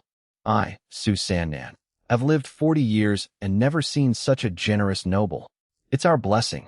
The people wept, shouting, Thank you, Lord, and long live the young master. Their voices were hoarse but sincere, echoing through the night. I watched from the wall, silent and observant. Hearing the cheers, the soldiers and servants felt a renewed sense of purpose. The young master truly loves the people. We are honored to serve him. Even the stoic Gao Shun looked at me with fervent admiration. He knew he had found his true master, one worth dying for. I remained silent. I was distracted by the constant stream of system notifications. Ding. You move the people. +1 public support. +1,000 public support energy. Ding. Your soldiers help the people. +100 public support energy. System notification. Your troops helped civilians drain floodwater, gaining 100 public support energy. System notification. Your servants provided warmth to civilians, gaining 200 public support energy. The system notifications were relentless. I received dozens of alerts within a single hour. I gained 5 public support points and 13,800 public support energy, enough to construct the barracks. I reflected that even a storm is an opportunity if managed well. However, the situation in the Beishan Prefecture capital was far grimmer. Outside Blackstone County, the Beishan region was battered by torrential rain and gale-force winds. Thunder rumbled incessantly, leaving the populace trembling in fear of the heavens' wrath. It was a sleepless night for all of Beishan. Inside the Lu mansion in the capital, an hour of unprecedented rain had flooded the mansion with water reaching waist height. Everyone waded through the water, desperately trying to salvage valuables. Standing on a raised platform, young Master Lu commanded, "Move the gold coin chests from the grain merchants to the roof. Order the city guards to drain the mansion." As guards and servants labored, a servant burst in, shouting, "My lord, it's a disaster." The servant knelt, panicked. "The capital is flooded. The river banks breached. The water is trapped in the city, sweeping away food and property. Many have already drowned." The intensity of the rain was terrifying. The river had breached in just 1 hour. A blinding flash of lightning illuminated the sky, followed by a deafening crack of thunder. "What?" Young Master Lu paled, cursing the wretched commoners under his breath. "Where is Lu Tian?" he barked. "I am here." Lu Tian, the commander of the city guards, stepped forward. "Send men to handle the flooding," young Master Lu ordered. He had no intention of saving the people, but he needed to perform for the sake of the imperial capital's potential scrutiny. Lu Tian gritted his teeth and led the city guards out to rescue the city. Because the orders were half-hearted and the flood too fierce, the guards focused primarily on self-preservation. Some guards even prioritized their own families over the drowning civilians. "General, the drainage canals are broken and neglected. What do we do?" Though some conscientious guards tried to help, they were overwhelmed by the hundreds of thousands of victims. A few thousand guards were simply not enough. "Damn it! Don't ask me," Lu Tian roared in frustration. Young Master Lu had never invested in disaster defense, relying solely on the city's high walls. Now, those defenses were useless. The night's rain left over 5,000 dead in the capital, with countless others losing their homes and livelihoods. Desperate cries for lost loved ones echoed through the dark, rainy night. A suffocating atmosphere of despair gripped the entire capital. If the capital was this devastated, the surrounding villages were likely wiped out entirely, with entire populations lost. In other towns, lightning strikes alone killed hundreds. Why is heaven so cruel? Why does Beishan suffer every year? A man on a rooftop wept, screaming his rage at the sky. In 1 hour, he had lost his parents, wife, and children. His home was gone. His raw grief infected the surrounding survivors, deepening the collective despair. The flood had acted like a beast, destroying homes and lives. When would it end? Survivors huddled in high, sheltered corners, shivering until dawn. As the storm raged, a faint light finally appeared on the horizon. Though thick clouds obscured the sun, the light signaled morning. Survivors looked out to see floodwaters reaching their rooftops. Corpses, debris, and ruined grain floated in the murky water. The people knelt on their roofs, wailing in agony. Young Master Lu and his family sat on their roof, surrounded by chests of gold, his true priority. As the rain eased, Lu Tian sent swimmers to salvage property. No one cared about the corpses littering the city. By full daylight, Lu Tian opened the city gates, allowing the water to recede to knee-height. Survivors descended from their roofs to inspect their ruined homes. Young Master Lu returned to his mansion, ordering his servants to clean up. Before he could change, a servant brought dire news. "My lord, our mansion's grain is gone." Young Master Lu frowned. "Don't panic. We have the public granaries." Another servant rushed in. "My lord, the granaries collapsed from lightning. The grain is washed away." Young Master Lu shuddered. "Are you certain?" "Yes, the guards confirmed it." Without that grain, the entire population of the capital faced starvation. "It doesn't matter." Young Master Lu forced a calm facade. "I ordered grain from other counties. We only need to wait 2 or 3 days." The servants bowed, relieved. "We will tell the people this good news." "Go." This news would pacify the people. 2 days of hunger was manageable. Before the servants left, Lu Tian burst in, looking frantic. "My lord, we are in trouble." Lu Tian was disheveled and at a loss. "What is it?" "Don't panic," young Master Lu demanded. "Scouts report the mountain roads to other counties are completely blocked by landslides. No one can enter or leave. Unless a Nirvana realm expert moves the mountains, we are trapped." The realization hit. The grain shipments couldn't arrive. Having sold his own stock to me, the capital was now facing a death sentence. Young Master Lu's face darkened. He was trapped in a dead end. I had trapped him in a dead end. The governor coughed up blood. The governor collapsed, face ashen, muttering that heaven was ending him. As he lost consciousness, a wave of intense regret washed over him. He regretted selling grain to me, trying to suppress me, and conspiring with the first prince to harm me. If not for those choices, he wouldn't be facing this hopeless, fatal situation.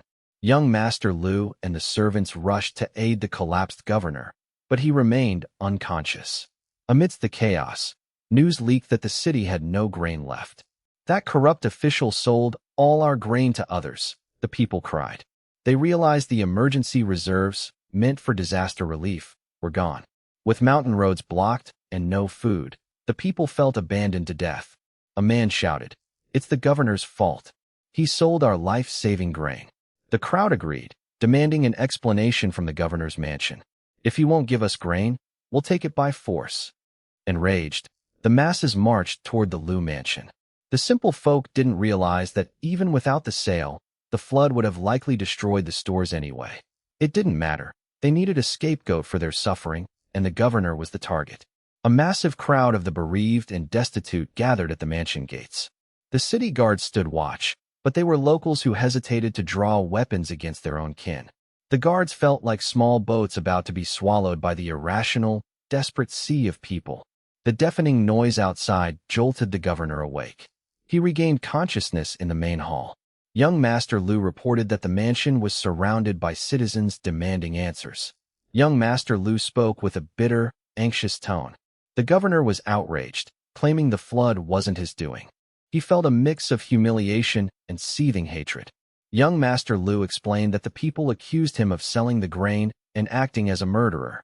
The situation in the prefecture capital was dire.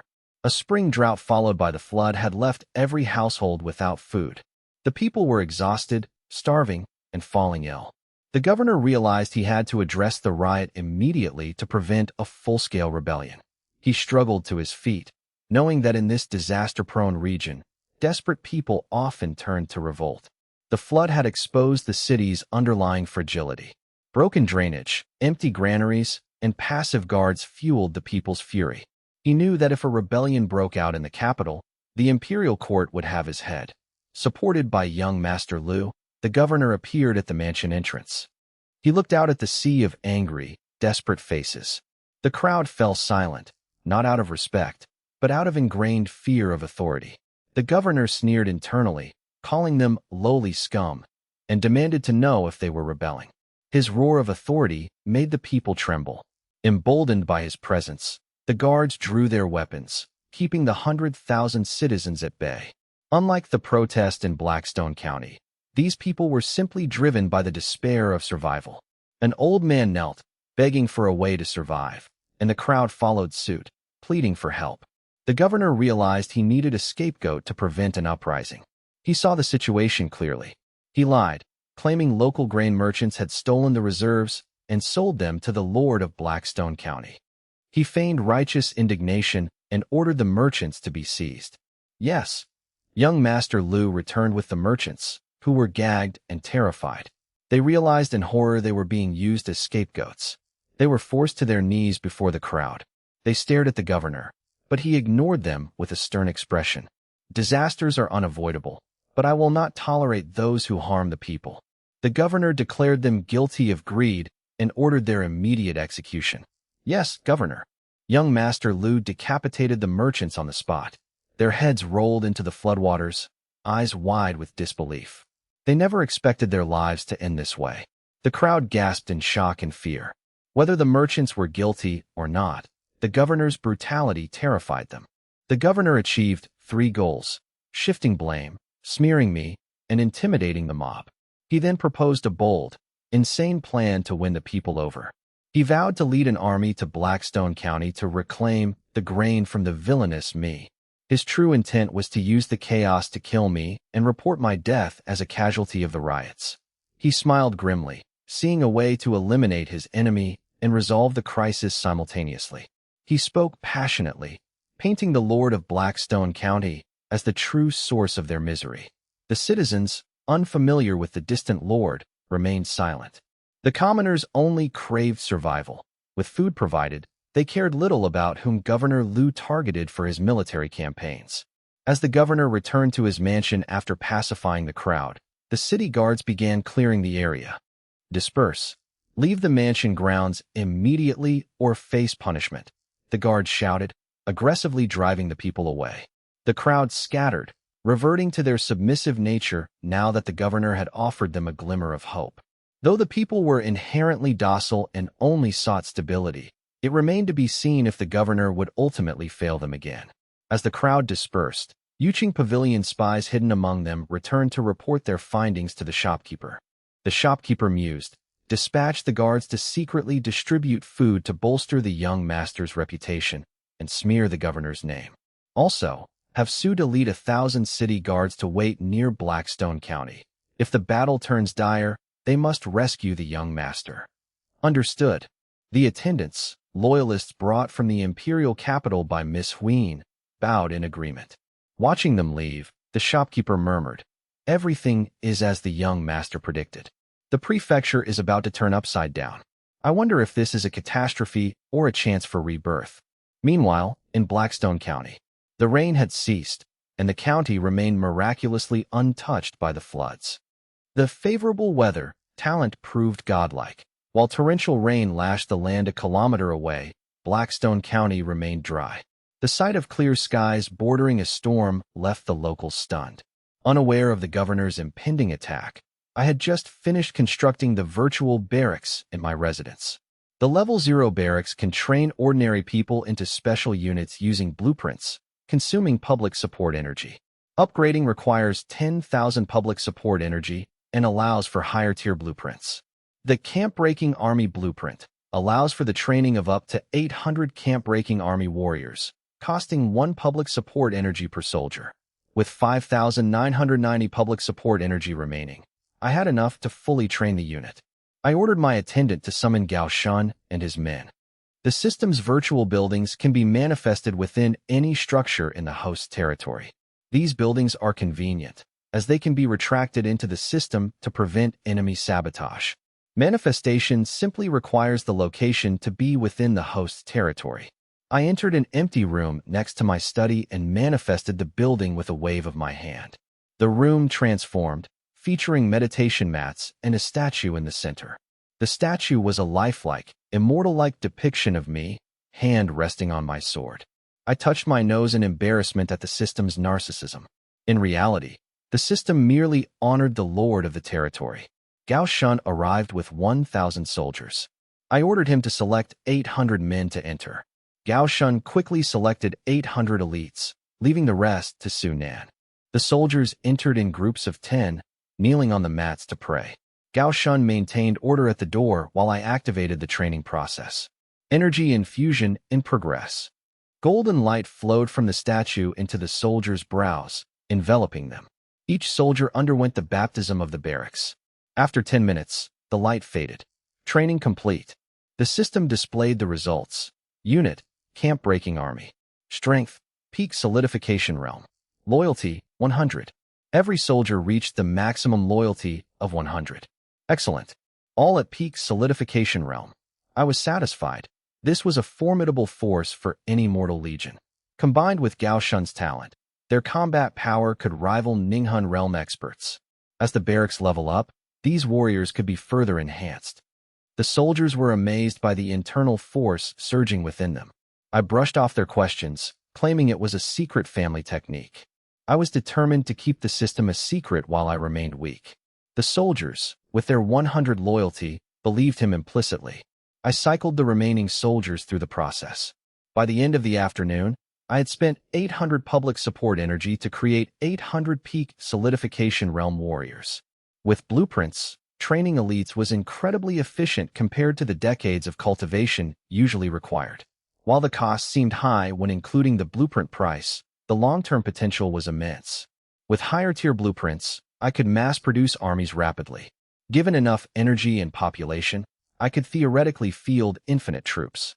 While currently limited by the barracks level, the potential for rapid mobilization was terrifying. I retracted the barracks and exited the room. Gao Shun exclaimed, "Young master, your methods are miraculous. They have all reached peak solidification realm." "They are yours now," I smiled. Ling Yu rushed in, looking urgent. "Young master, Scouts report an army of 8,000 to 9,000 approaching from the prefecture capital, heading straight for us. Ling Yu added, "It's the governor. He's finally dropping the facade to attack us." With Yang Mingwei's elites away on reconnaissance, Blackstone County was thinly defended. They had only 4,000 troops total against the governor's 9,000. The governor attacks. I chuckled. It was exactly as I had anticipated. The governor was seizing the post-disaster chaos to strike. The governor had no idea that his every move was being manipulated by me. The audacity of that governor. Gao Shun clenched his fists. Gao Shun knelt, striking his chest. "My lord, I request to lead the vanguard and crush the invaders." Gao Shun was filled with battle intent, eager to prove his worth. Ling Yu also knelt, his expression grave. "Excellent. I have no cowards under my command." I smiled. "Order Su Nen to defend the county. You too, bring your troops. We shall meet the governor." Gao Shun and Ling Yu accepted the military order with solemn expressions. I dared to challenge over 8,000 city guards with fewer than 3,000 men because I possessed intelligence on their true strength. The city guards consisted of only 1,000 Gyuri realm warriors, 2,000 Mingji realm warriors, and the rest were mere common soldiers. Having served as a city defense legion for over a decade without experiencing real war, their combat effectiveness was negligible. They were even inferior to the private soldiers of some nobles. I felt bringing 3,000 men was overkill as we marched out.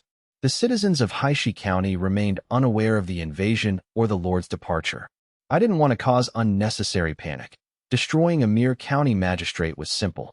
My true focus was on the imperial capital. I never considered the magistrate a real rival. Scouts reported the two forces met in a mountain ravine 20 miles from Haishi County. Alert! Alert! Faced with the sudden appearance of troops, Lu Tian panicked and ordered the city guards to halt and hold their ground. "Enemies, get ready. Is it an ambush?" The city guards fell into disarray. The front ranks stopped while the rear continued to push forward. "Stop! Everyone stop!" Lu Tian shouted repeatedly until the formation finally stabilized. These guards were used to bullying civilians, not conducting rapid marches into enemy territory. Nay, I led my 3,000 troops, flanked by Ling Yu and Gao Shun. Thanks to Gao Shun's training, my soldiers stood tall, disciplined, and stern. Their presence alone dwarfed the 9,000 city guards. Lu Tian stabilized his men and pointed at me, snarling, "You shameless cowards, you ambushed us." "Ambush?" Ling Yu twirled his spear and sneered. "You know exactly who planned the ambush." Indeed, realizing they were the ones who had intended to sneak attack Haishi County, Lu Tian flushed with anger and shouted, "Are you the Haishi County army?" "That's right. Your grandfather's from Haishi County." Gao Shun roared, making Lu Tian flinch. "Why are you city guards running around our territory?" I asked calmly. I moved forward, my expression indifferent. "Don't play dumb. You colluded with grain merchants to steal disaster relief supplies." Lu Tian retorted. I raised an eyebrow. "Steal? Tell your magistrate to come out and speak." Lu Tian laughed. "He won't see a wretch like you." I had already spotted the carriage surrounded by guards. The magistrate was clearly inside. "An amateur," Ling Yu mocked. "He thinks he's on a picnic." Ling Yu's voice dripped with sarcasm. "Rebels, you stole the capital's grain. Lu Tian, kill them all and seize the supplies." The magistrate's voice emerged from the carriage, filled with disdain. "Understood." Lu Tian pointed his blade at me. "I have 8,000 men. You're courting death with only 3,000. No room for talk." Then, I sighed. "Traversing camp, prepare for battle." "Yes," Gao Shun responded. I had equipped the 800 traversing camp soldiers with the finest gear in the county. This sparked jealousy among the other commanders.